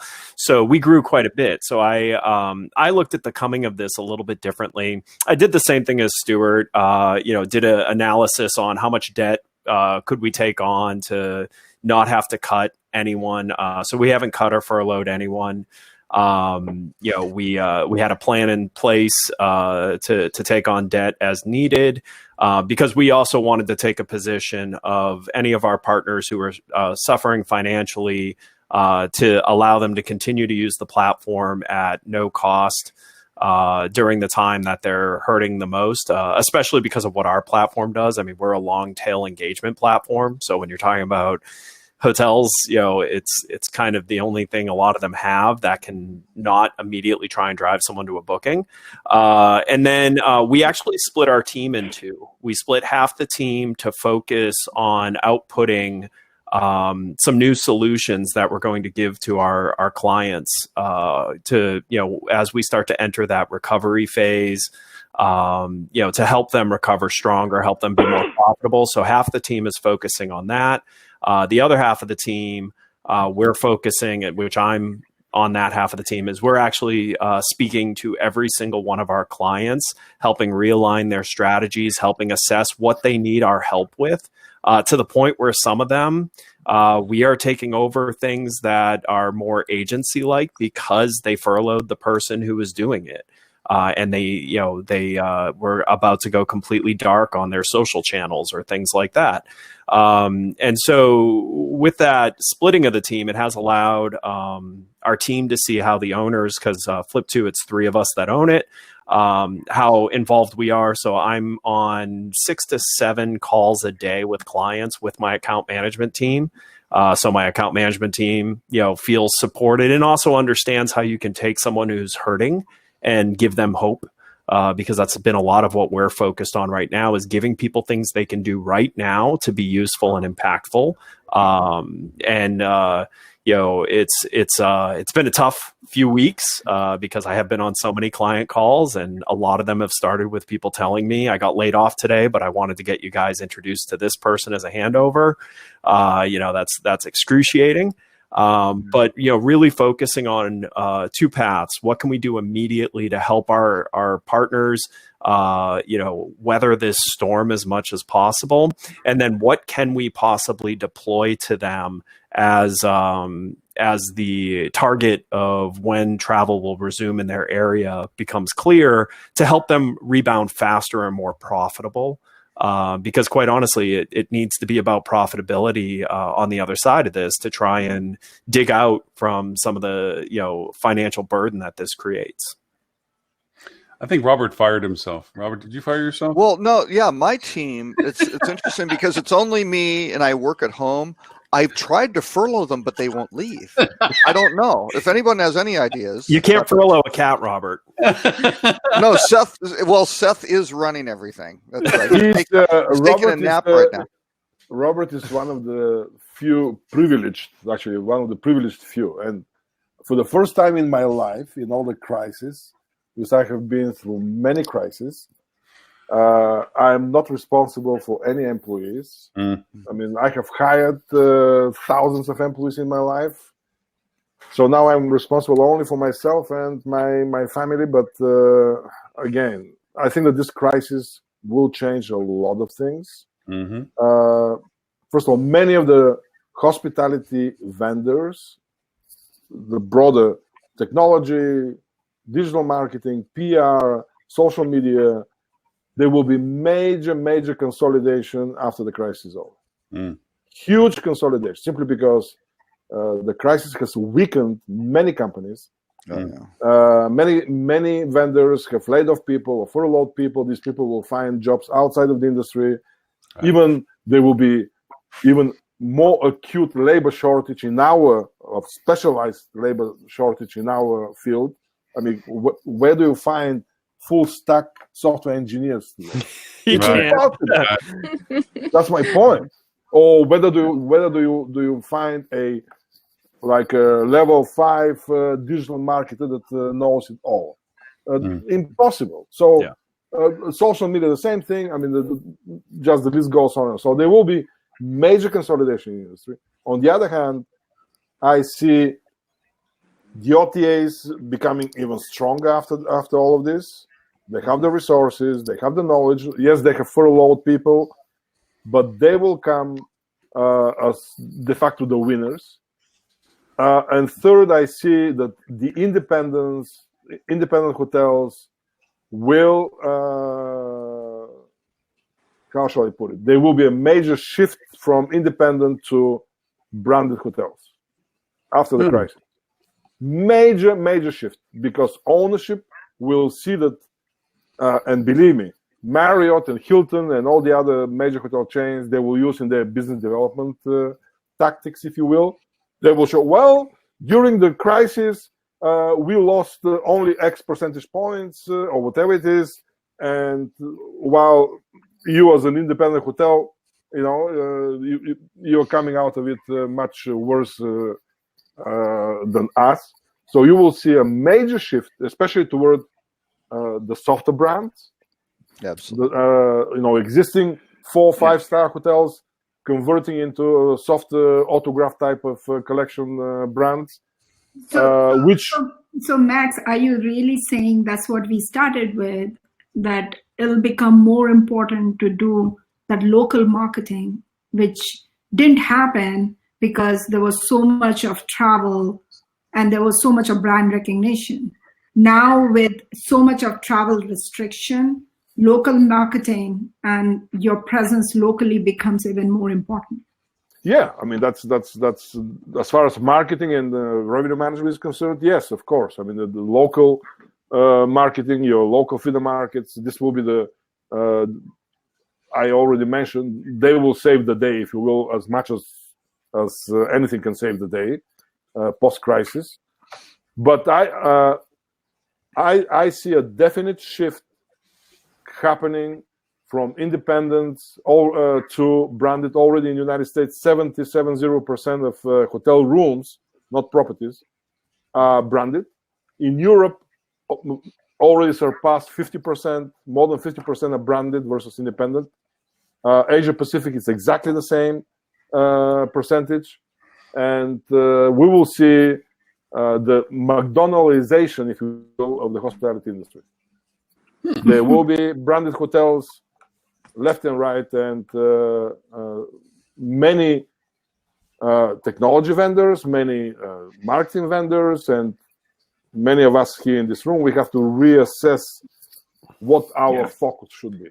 I got to tell you, I don't completely wrong, agree. But I think you're probably right. Yeah, I don't agree, because a lot of our enterprise relationships are with management companies, and I can tell you right now, a lot of hotel owners and management companies feel like their brand has done absolutely nothing for them in this crisis. Yeah. And because of their brand restrictions on being able to communicate or do these different things, they themselves can't do what they need to do to keep the hotel thriving.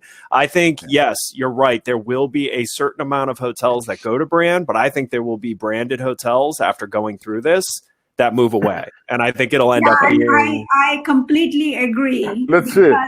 Let's talk a year from now. What I feel is, again, we work with biggest brand and independent. And what I feel is there is going to be, it depends which brand is really stepping outside their comfort zone and doing everything to market and really not putting a lot of brand restrictions. Because what happens, but they aren't going to do that.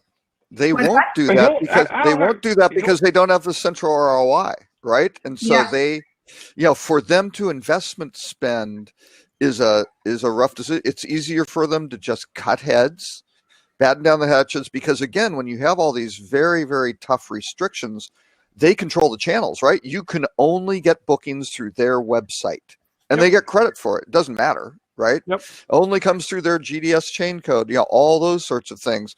So there's a lot of kind of structural credit, and that's not by accident, right? The industry has been set up that way. So, but Robert, there's still a lot of brand, and I can't name the brand, some of the biggest brand, who are going out of their way to allow a lot of flexibility. Right. Yeah. Yes. The smart ones are doing that because they're the ones who will wind up growing. First to go out and offer a lot of assistance to folks. And Hilton have done a lot on the guest side to make it easier for booking, and Marriott have done a lot of good for the hacking community as well. So there's that. Absolutely. Marriott. So now I heard with Marriott, with every booking, you get a free identity theft. So it's pretty good. Hey, you talk about it's better to be lucky than good. How lucky are they that they have this massive breach when there's a global pandemic going on and no one is paying attention, right? And no one. Usually they're like, don't tell anyone yet. Let's hold that information. Now they like push it out right now. Yeah, get it out now. In fairness to Marriott, this is the no. In fairness to Marriott, the 5 million records was 1/100th the size of the last breach. So this isn't that bad. Better. It's a massive improvement. But by the way, there's improvement. There is market improvement there. You heard that in outside of Amsterdam, people stole a Van Gogh painting. Yes. And they used the fact that the museum is shut down, security operates on a skeleton crew, blah blah blah, and they just stole the painting, which is hundreds of millions of dollars worth. My point is that in time of crisis, the dark forces rise. It has always happened. So that's not a new thing. But here's the difference from other crisis, Max. The brands, the two big ones that we're all thinking about, they don't have the thing that floated them last time. They don't own real estate. and they don't have those assets to put debt on to cash flow themselves through the problem. Their only way to get through the problem is to cut expenses. They don't have a source of revenue generation. You guys watched the video of Marriott. You have watched. So it is, brands are going even the hardest time because they, to Ad's point, they don't have the infrastructure to keep, right? And what you run into is the fact that these big brands, and none of them are immune to this, they have all made major cuts, whether it be a Hilton, a Marriott, a Wyndham, and go on down the list. And a lot of those were to marketing departments. Entire marketing departments were slashed. Now, you as an individual hotel, you were reliant upon that corporate marketing that was which is gone. Not for your individual property. So what are you doing at your individual property level? Now that's left up to you.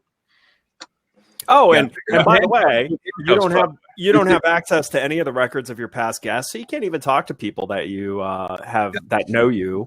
You can't light up any type of marketing strategy because you can't track it once it hits their void of system, and there's no one on their side to talk to get your campaign set up so the tracking happens. And this is the side that I think I agree with you, Max. I think you will see hotels that fall soft enough to get acquired by REITs will instantly become flagged. But I think any hotels inside the brand systems that are owned by independent entities, like families or groups of business that aren't REITs, I think you're going to see them looking at this long and hard and saying, is the brand truly the safety net I thought they were? Financially, we agree to for disagree 12% here, but, 12% of room revenue, right? I see this happening. Guys, if we look at independents in the United States, what percentage of their room nights come from the OTAs? If you do the math and if you multiply this by whatever average commission they're paying, let's say 20%, let's not go to 25%, but 20% blended average, and you rely on 60% of your room nights to come from a major brand, from a major OTA. Then when the brand comes and say, by the way, we generate twice as many room nights through our website than from the OTAs, and we pay 11% commission to the OTAs, not 20. So you do the math. Yes, but they get their cut of their brand fee on top of the 11% that's being paid to the OTA. So it still ends up costing the same or more to the hotel. But if when the OTAs contribute in total to not more than 12 to 14% of room nights overall at any property, branded property, that's it. The rest come from corporate travel, corporate groups, come from brand.com, direct walk-ins, Holiday Inn Express, for example, and so forth. Then if you do the math, you will see that a 200, and we have done this math, and I have been present to at least 100 presentations by major hotel chains to independent owners, and you will see that when you do the math, a 200 room hotel saves $3 million a year. I would say a poorly run, poorly marketed 200-room hotel probably. But if someone's an independent hotel that's doing it right, there's no way they're 60% reliant on OTAs. We have a lot of clients. But the guys, let's be very honest here. How many hotels are doing it right? How many independent hotels right? That's my question. That's a hard question. The independent hotels that do it right can very easily and market themselves better because they have more agility. They can be more nimble with what they're doing. They can never do. They can be more creative. If I own a hotel, it will be an independent hotel. Don't get me wrong. Elbow it in, Benu. Get it in. Benu, do it. This is such a passionate debate, and we are debating about something we don't even know. So that's the most fun. Welcome to the show. That's what the show's about, Benu. If you don't watch, that is what we do on this show, Benu. I will defer to Benu on one key element to this part, and she gave me this advice when this all first started talking. And it is if you start optimizing your content now, if you do all the things that you're supposed to be doing now, you are going to gain so much marketing voice ground that even when things come back, whenever they come back and how they come back, you will have a better presence now and going forward than if you didn't do it. And it's silly for you to think that you fired the very people that were doing it for you earlier. So if you're having really cheap right now for your teams, that's what you should be doing right now. Is making sure you get as much ground as you can while nobody's shooting at you. Yep. And oh, by the way, every case study, every white paper says that. It's really cheap right now. When when the all clear starts to appear, it's all going to get super expensive. And when it's completely all clear, you're going to see all-time high costs on those channels because of people needing to fill their rooms or just like spend whatever it takes to get demand. We need it.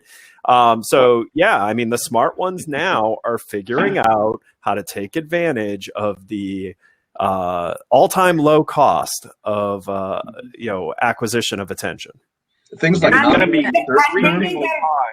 If you look at what, like, go ahead. Look at Google and Facebook and all these other ad platforms. They're really smart. They know that this demand is going to come, and they're going to stoke the fire. So they're giving credits to everyone that's been spending money, so that they want to spend even more. So your CPC that was pre-COVID is going to be double after COVID. Of course. Once this recovers, and you've got to get ready for that new world. But take a look at what you can do right now. Go and Google hotels in New York right now, a non-branded keyword or phrase in a major market, and I've gotten mixed results. Some days I see one independent hotel that comes up at the top of the list. Some days I see none that come up at the top of the list. A lot of times it's none. Yeah. Exactly. Well, hey, I've enjoyed this. I have to run because I got to go help more customers. It was nice. Benu, Max, thank you so much for joining. What about Tammie? Tammie joined us too. Thank her. Tammie too. Oh, Tammie. Sorry, I thought you had bounced out. I'm sorry. Okay, guys. No, nobody let Tammie talk. Oh wait, wait, Lauren, did you brief Max and Benu and Tammie on if they do have to leave, what they do not do? Just close your browser window. Do not hit any of the buttons on the screen. But no, before we do start departing on this, they're all kill switches. Yeah, they're all kill switches. First off, so just close my browser. Okay. I have known Lauren for ages and ages, so even if he doesn't train me enough, I will know. And of course, I can't even begin to thank you. I needed this more than I have been feeling like I've been getting so many lefts. I needed a right, begging for a right, because you're saying so many things that I've been saying all week, but you've said even more than I didn't even think of. I learned a lot today, and that is a good day when I get to do that. And listening to what you all have said has been remarkable, and it feels good to think that I'm on the right track. I may not be as far ahead along as you all, but knowing that you're seeing it the same way and I'm trying to do the same thing as I talk to people has been profoundly supportive, because it's been a pretty rough week for everybody. So I can't even begin to thank you past that. And it's been almost 2 hours, which is kind of how the show goes its way. It's like you get to enjoy what we do. And we didn't touch on any of the articles. And we didn't touch on any Robert's work. That is the norm. Anyway, see you guys. Really nice catching up with everyone. And good luck to everyone. Good luck to you and your companies, your clients, your families, because it is a crisis that and we'll all get over soon. Yes. And if Max, Benu, at any time, Tammie already knows this, so I'm not excluding her from this. She already knows this, but at any time, if you ever want to come join us on the show for any reason whatsoever, it doesn't have to be any formal invitation. It's an open invitation whenever. Please, please, please. It has been a true joy today to have you both on with us to talk. Absolutely. With pleasure. Take care, guys. Thank you. Stuart, before everybody goes, Stuart, flip to where they find the podcast you were talking about. Oh, so it's ending now, huh? Okay. Well, I guess we got 10 minutes, Lauren. You can still talk if you want to. I need to say a few words today. Yay, Tammie! And Dean, now we get to talk his pure faces. Oh, no. I was just glad to hear Tammie. Yeah. Well, I got to tell you, I mean, look, obviously, and Benu actually downplayed. I think she wanted to make us sound younger. I first met Benu in 1994, right? So, and our paths have done this over the years. And obviously I've worked for her and Anil for the last 13 plus years. So any chance I get to sit and listen to her talk, even today, I'd rather just sit here and listen to her, and especially her and Max talk through. So I was fine. The only thing I was going to say earlier, Max made a comment on when he was listing kind of the channels we should be thinking about in communication and marketing, sales, blah, blah, blah, and then technology. I'm seeing a lot of folks, they're not ready to pull triggers today because budgets are so tight, but we're having a lot of conversations about technology stack and marketing stack and, hey, thinking through all of the things like we talked about with Stuart on his podcast earlier this week, whether it's just something as simple as recoding your CRM and making sure that your channels are aligned, but also to, hey, my website sucks, or my booking engine, why do I have 28 different rate codes and 50 different room types? We should streamline this. And so when we're talking about things to do to kind of cover, I think looking at those efficiencies are really important. And even if you're not ready to pull a trigger on a big purchase today, just kind of being mindful of that so that you can't, because that I think is going to help lead to growth in the long run. Yeah, and I think it's an opportunity too, because a lot of vendors that I'm speaking to are really trying to think through, without being opportunistic, how can they help? Like, what's their stimulus package look like? And a lot of people are either deferring or reducing or eliminating setup fees, or offering, a 90 days free of whatever their product is. So now, if you are and you're able to invest in a new tech stack, now might be the best time to do it, because a year, 2 years, 3 years from now in recovery, prices are going to go back up again. So you may get a bargain to make a switch now. It may be an opportunity for the hotel. Yeah. Now, the whole world is taking a pit stop right now. So if you got to change the tires, like I said in the chat, now's the time to do it. And that means, if you're changing, if you've been looking at a new CRS, I don't do anything with CRSs, so that's completely independent of me. But if you're looking at a new CRS or looking at a website redesign, or you're looking at a new product of any kind, gosh, now's the time to do it. Because even if something goes wrong and it's down, gosh, if you were only getting 1 click a day anyway, who cares, right? You didn't lose anything. Yeah. And if you don't have capital to invest in it, now's the time to just look at it with a fresh pair of eyes and do an audit. Like, go through every page of your website and make sure every link works. Make sure you've got the information. Make sure, hey, I've updated my policies, but am I telling people I've updated them? So where should that be? What's the appropriate point in the funnel to put that information? So just spend time working on your foundation. That was one of the pieces of advice that Tammie gave on our podcast earlier this week. It's really good. I think it's something that's a good investment for the future to spend time on right now. Now, wait, Stuart and Tammie, following up on that, is that a good idea with all the stress associated with the COVID stuff, when they start realizing how crappily set up and all the broken links and all this stuff on there? Is this really the best time to do that, or is that? Well, I'm sure they find really interesting stuff. Like, wait a second, Why is though you want to come out with all guns blazing? Exactly, right. You find some gotchas for sure when you're looking through this, and you'll be like, holy cow, I didn't realize I was not doing this, or I was doing this. But you're going to need to be at full speed coming out of this. Everyone's going to need to be maximum efficiency. So, and you're not going to have the time to go back and do it. So absolutely. Projects that you put off, not just online, but also on property. What are those deferred maintenance things that you can now put the team on, because you're not getting utilized. So work on your foundation now. This is the time to do that. I would completely agree, because Robert, is it better that they find out now that they've got all those cracks when we're absolutely down, or is it better that they find out in July when they're trying to figure out why they're 20 points behind everyone else on the start? Yeah, because what's going to happen is, I think, and nobody's really talking about this for the recovery. Okay, you furloughed all of these people. Well, it's not going to just be a hockey stick with all this demand coming back. But okay, back to full employment. How do you kind of put that back together? And you're going to have highly taxed resources at the beginning, because I think Dell had some really good stats and saying, normally if you had 22 people running the hotel, and they're down to like 7 or 12 or something like that right now if it's still operating. When you start rolling that stuff back, that's going to be really, really hard, especially if, we were saying, cross-train people, let them know how other things work and things like that. I mean, huge opportunities to do that, because all of a sudden you go, well, wait, we've got the digital marketing person who's supposed to be working with the agency. Oh, we stopped that. We've got to start that back up.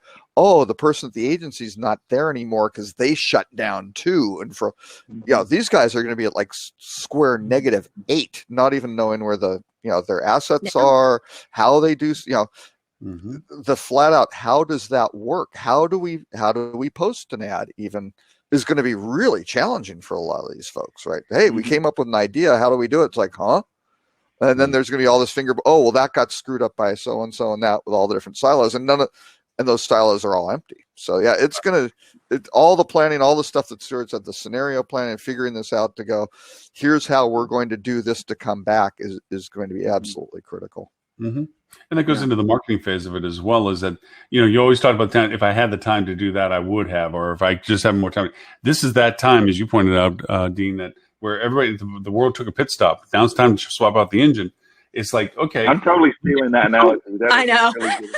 Yeah. I'm going to be saying that a lot. Yep. And it's, look at your personas, look at your feeder markets. Not that they're going to be the same, but to look at them with the critical eye of where is it that you might be able to develop your remarketing efforts. Like, okay, based on what we had historically, what does our hotel exist for? And where was it existing before that? Where did they come for that? What time of year did they come for that? And to really put together a game plan. Look at your CRM systems, where you didn't have time to do workflows. Now you have time to do workflows. Right. When you look at your booking engine cycle and so forth, and you realize how ludicrous it was, as you pointed out, Tammie, that you have so many booking types, and why do I have to do 6 clicks to get somewhere? What the hell is this all about? Kind of stuff that you can look at it and take the time now to make those changes and be planned for it. Yeah, very much so. Yeah, if you look at your booking engine, you realize you still got shag carpet in the photos. It might be time to do a photo shoot right now. Hey, what's wrong with shag? Unless your strategy is to go retro. Unless your strategy is to go retro and back to those days before. Yeah. There you go. Hey, and remember too, it's been said before, but it's worth saying again too, that remember, right now, everybody that's sitting at home, people are starting to think about, boy, there's a whole lot of places I would rather be than here.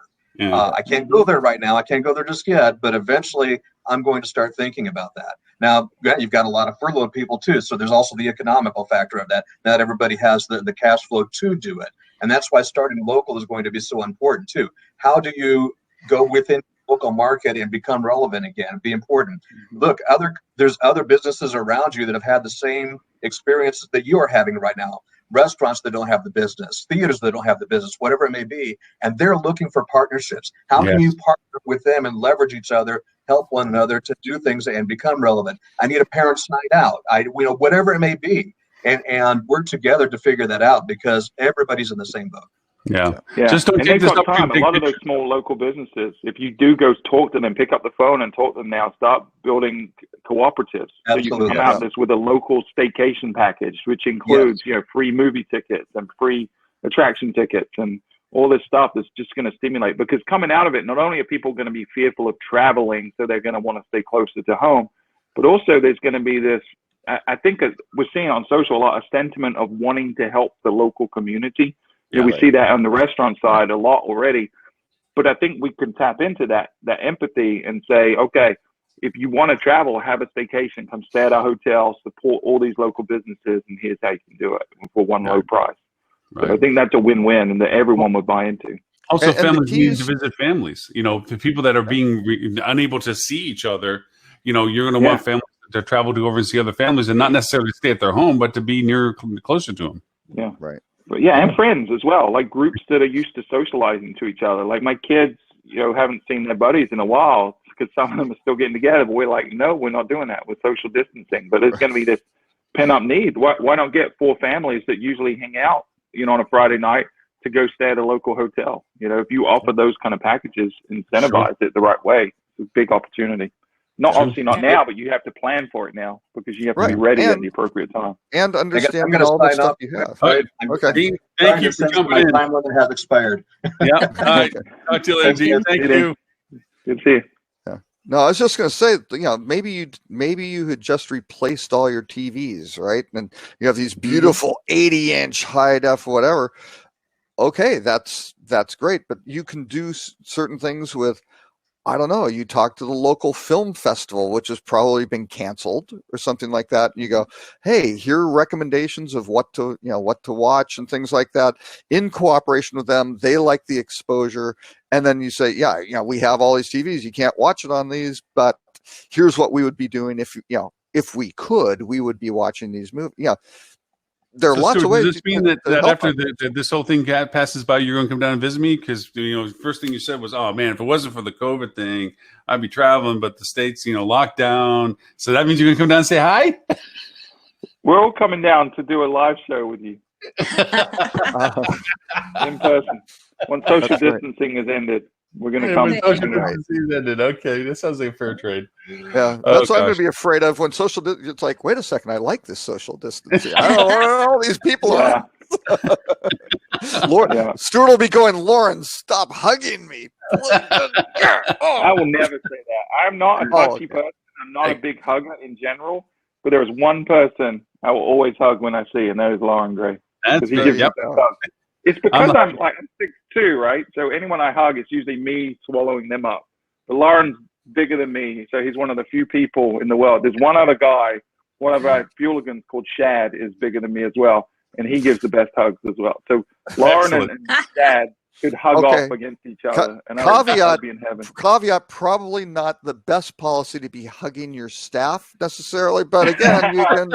Hey, I told you, Fueligans are a family, man. We hug, we cry together, we drink together, we do it all. Hugs are good. I'm looking forward to when that day comes back again. Hey, so Tammie, if you could, because we did get a chance to ask Benu a little bit about Milestones, so people understand why we keep talking about you guys. Sure. So Milestone, we are a digital agency predominantly for the hospitality industry, although we do service clients outside of hospitality as well. And we're also a software provider. So we have a lot of our own tools, especially in the SEO world. And Benu is known as one of the premier experts as far as SEO. She speaks at search engine conferences. She's a brilliant mind, one of the smartest, most hardest working people I've ever met. So that would be Benu and Milestone. Yep. And Fuel podcast, software, team, Fueligans, Mr. Stuart.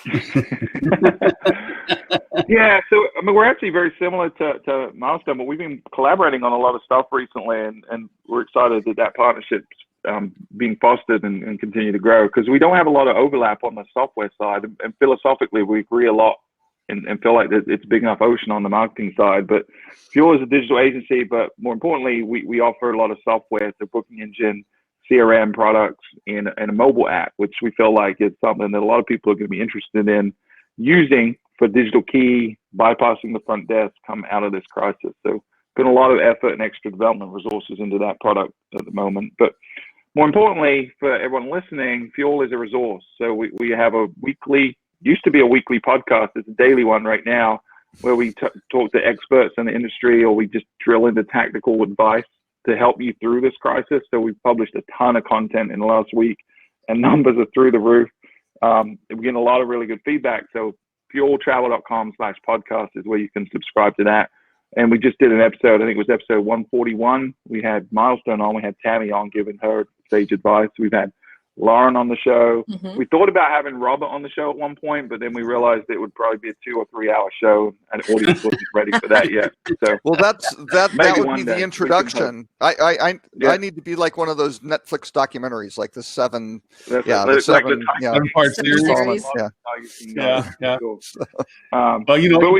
have a resource page that folks can tap into. It's fueltravel.com/resources.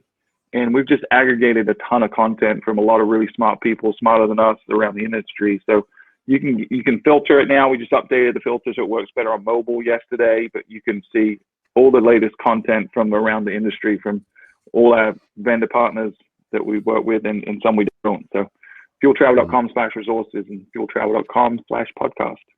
I hate to admit this, but even though you were an award-winning podcast and were already quite good, you really didn't get legitimized until Tammie came on. I mean, well, we finally made it. I did point it out. Right. For sure. That was that's one of really the why we created the strategies. show. That was one it of the a fuel three-year strategy. Yeah, Three-year they were plan. sitting there How can we get scenario Tammie planning. on a Yep. show? Yeah. Yep. How do Yeah. we legitimize our business? Oh, we could work more with Milestone. That would that might rub off. It wasn't even just Milestone. It was specifically Tammie. When we started the show 2 years ago, it was the long game just to be able to talk to Tammie. Yeah, that was had to build enough Yeah. interest that we'd be able to get Tammie on the show. Mr. Robert, where can they know about you? Rockcheetah.com or at Robert K. Cole on social media. And next week, Focusrite. We're trying to do some interesting stuff. Everybody's saying it's much too early to predict when this is going to end, and the dynamics of this. Working with some data scientists, and we've put together some models. In March, I mean, we're focusing, city by city. We wound up with the RevPAR drop in March for New York within I think it was 3 points of what actually came in, which was not bad considering. A lot more accurate than most, for sure. March 1, the forecasts were like maybe a minus 8% drop in RevPAR, and it wound up coming in at the model said minus 69, and it came in at minus 66. So, and we have the charts, and you'll see it when the first one's published. You just go week by week, and it's like, oh my God, right? So anyway, we've looked at that, and then I probably shouldn't say this, but nobody's watching. Nobody watches this show, Tammie. You realize that, right? But that's okay. No, but then I think we're going to do Singapore after that, because Singapore is doing everything's still closed, right? But the signals that we're looking at aren't just hotel competitive set stuff. It's everything else. It's GDP, it's number of cases, and how this stuff is starting to open up. So we're going to keep tweaking it, and we're going to be wrong a lot. But the focus is really going to be, can we actually start modeling a 90-day forward-looking window on this? Wow. So that's it's pretty interesting, and we're going to be doing markets all over the world, and small ones and large ones, and whatever, and see what we come up with. But it's I had a conversation yesterday with someone, and they said, "Do you know anyone in the industry that really understands data and how to project what's going on?" I was like, "No, nobody. Funny you should ask. Funny you should ask." Yeah, I sent them a note back. I sent them a note back, and I did tell them, Stuart. I said I had no idea that you had really gotten out of prison at this point. And I just was really shocked that you had even. I didn't know they even. I thought you were in solitary. So I don't know. Oh my God. Even though we didn't get to this, I do want to put a plug in for Robert's list that he has been diligent. Oh yes, thank you, Lauren. Yes. And that is bit.ly/RockCheetah, lowercase. So it's bit.ly/RockCheetah. We didn't get to this, and it is a shame, because it is an excellent list, and it's an excellent list every week that he does of top topics and content. Testimonial Lou from Booking.com said it was the best industry newsletter, and I could use his name, and that was not solicited. So I got that. Wow. I don't think I owe him money at some time. I don't know. I've got to go check. Maybe I forgot I was supposed to buy him a drink. Well, also, too, I want to give a compliment to celebrity endorsement. To Stuart, and and please tell Benu this as well. The real joy of the past few weeks, if you want to say out of what to pull out of this, is the fact that as an industry, as us servicing an industry, is the fact that everybody's trying to help each other. We're not worried about it's not like, oh, I got to squeeze this nickel, or I got to get this penny. It's like, how can I help? How can I help?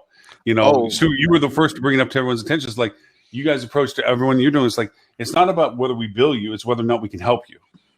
And all of us have just opened the deck and opened the cards of anything that we can do and anything that we can share that can be helpful. It's not about proprietarily, that's one of our top secrets, we can't do that. Or it's like, literally, how can we collaborate? And you all have run that vanguard a lot between Milestone and what Fuel's doing. I know Ed, if he was here, I'd say the same thing to him. There are companies that have really risen to this. I mean, I won't mention other companies that haven't, but for you all, you have really done an amazing job of. I was going to say, I get exposed to some of them that don't, maybe more than you guys do, and some of the distressing. I had a conversation with a group that it was stunning, because we were talking about housing medical workers and things like that in quarantine quarters, And these guys were like, no, we do not want the stigma of people dying of the prospect of people dying in our hotels. So we're just going to close and do the furlough. And you're like, what? That's just so, so off the chart. Max made a great point about that. Where if only surgeons did that. You could do. Yeah, I'm afraid that person might die. I don't think I should try to do that bypass because they might not make it. This is a tough one. Yeah, just let them go. I mean, it's just insane. Yeah. So. Yeah, this is really a time you can see who's in this industry for the people, right? There are people that are in it for the money, and there's people that are in it because they want to help people. And I think this is showing everyone where their true loyalties are. And I think there will be a reckoning after this. I think there's going to be software vendors. There's going to be hoteliers that are going to struggle to survive after this because people will have long memories, and not specifically what they did, but the emotional connection or how they made people feel during this. What was their role? Right. What responsibility did they take on? How did they share the burden with others? So yeah, it's going to be interesting to see what happens after this. But there's some people doing a lot of good stuff. Some people really not treating people the way they should. Like it was pointed out, 9/11 is not as bad as this is, but I still know people that will never do business with certain companies simply because of how they were treated by those companies during that time. And even though the people might not even be the same people in that company anymore, the fact that the company took that stance is identified with them. It's forever burned on their forehead that is somebody that they will not do business with. So you're right, very right, very right. So the travelers won't remember that you were giving them double membership points, right? They're gonna remember how you made them feel. What did they do for you? And that yes, you were able to. Even the cruise companies are getting.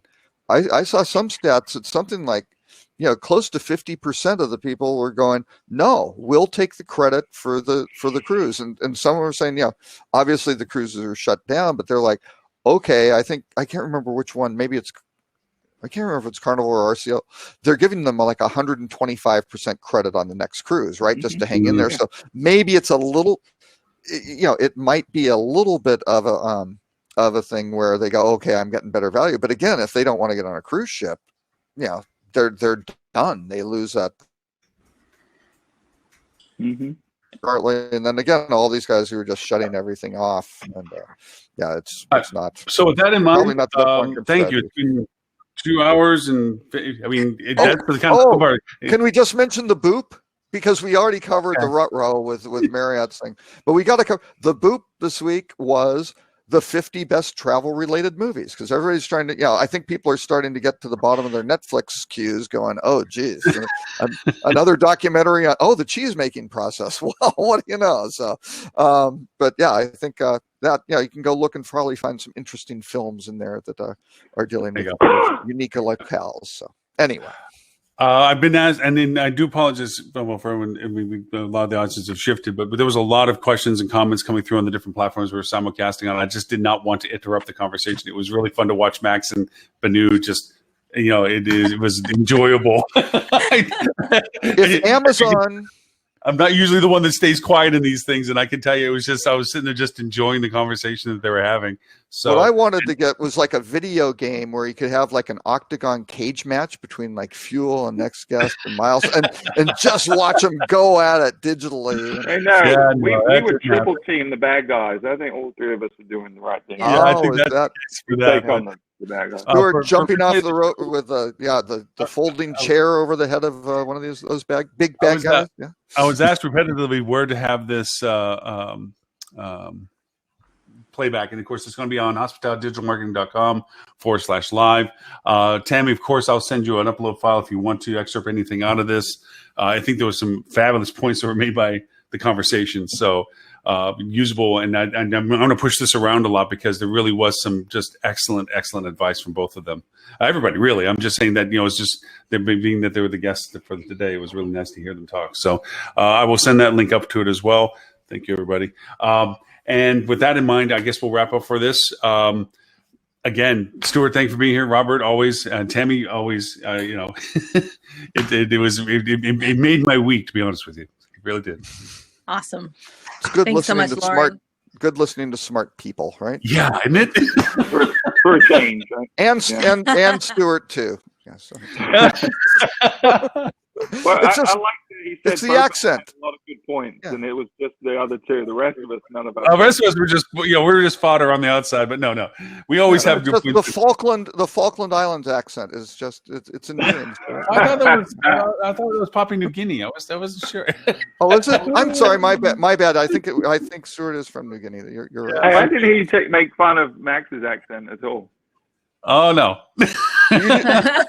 Stuart, do you know any other Bulgarians aside from Max? Yeah, no, you we don't mess actually with have that. I do actually. We have an Oh, you do? office in Sofia, Bulgaria. Yeah, we have some developers out there. Yeah, Oh, I've actually very been to Sofia, Bulgaria. Yeah, to the office. Well, there you go. Back at you. All right, everyone. Thank you all. We hope to see everyone next week, 11:30 Eastern, for show number 244. Till then, bye, Thanks, everyone. Lauren. Bye, guys. Bye. Bye, Tammie.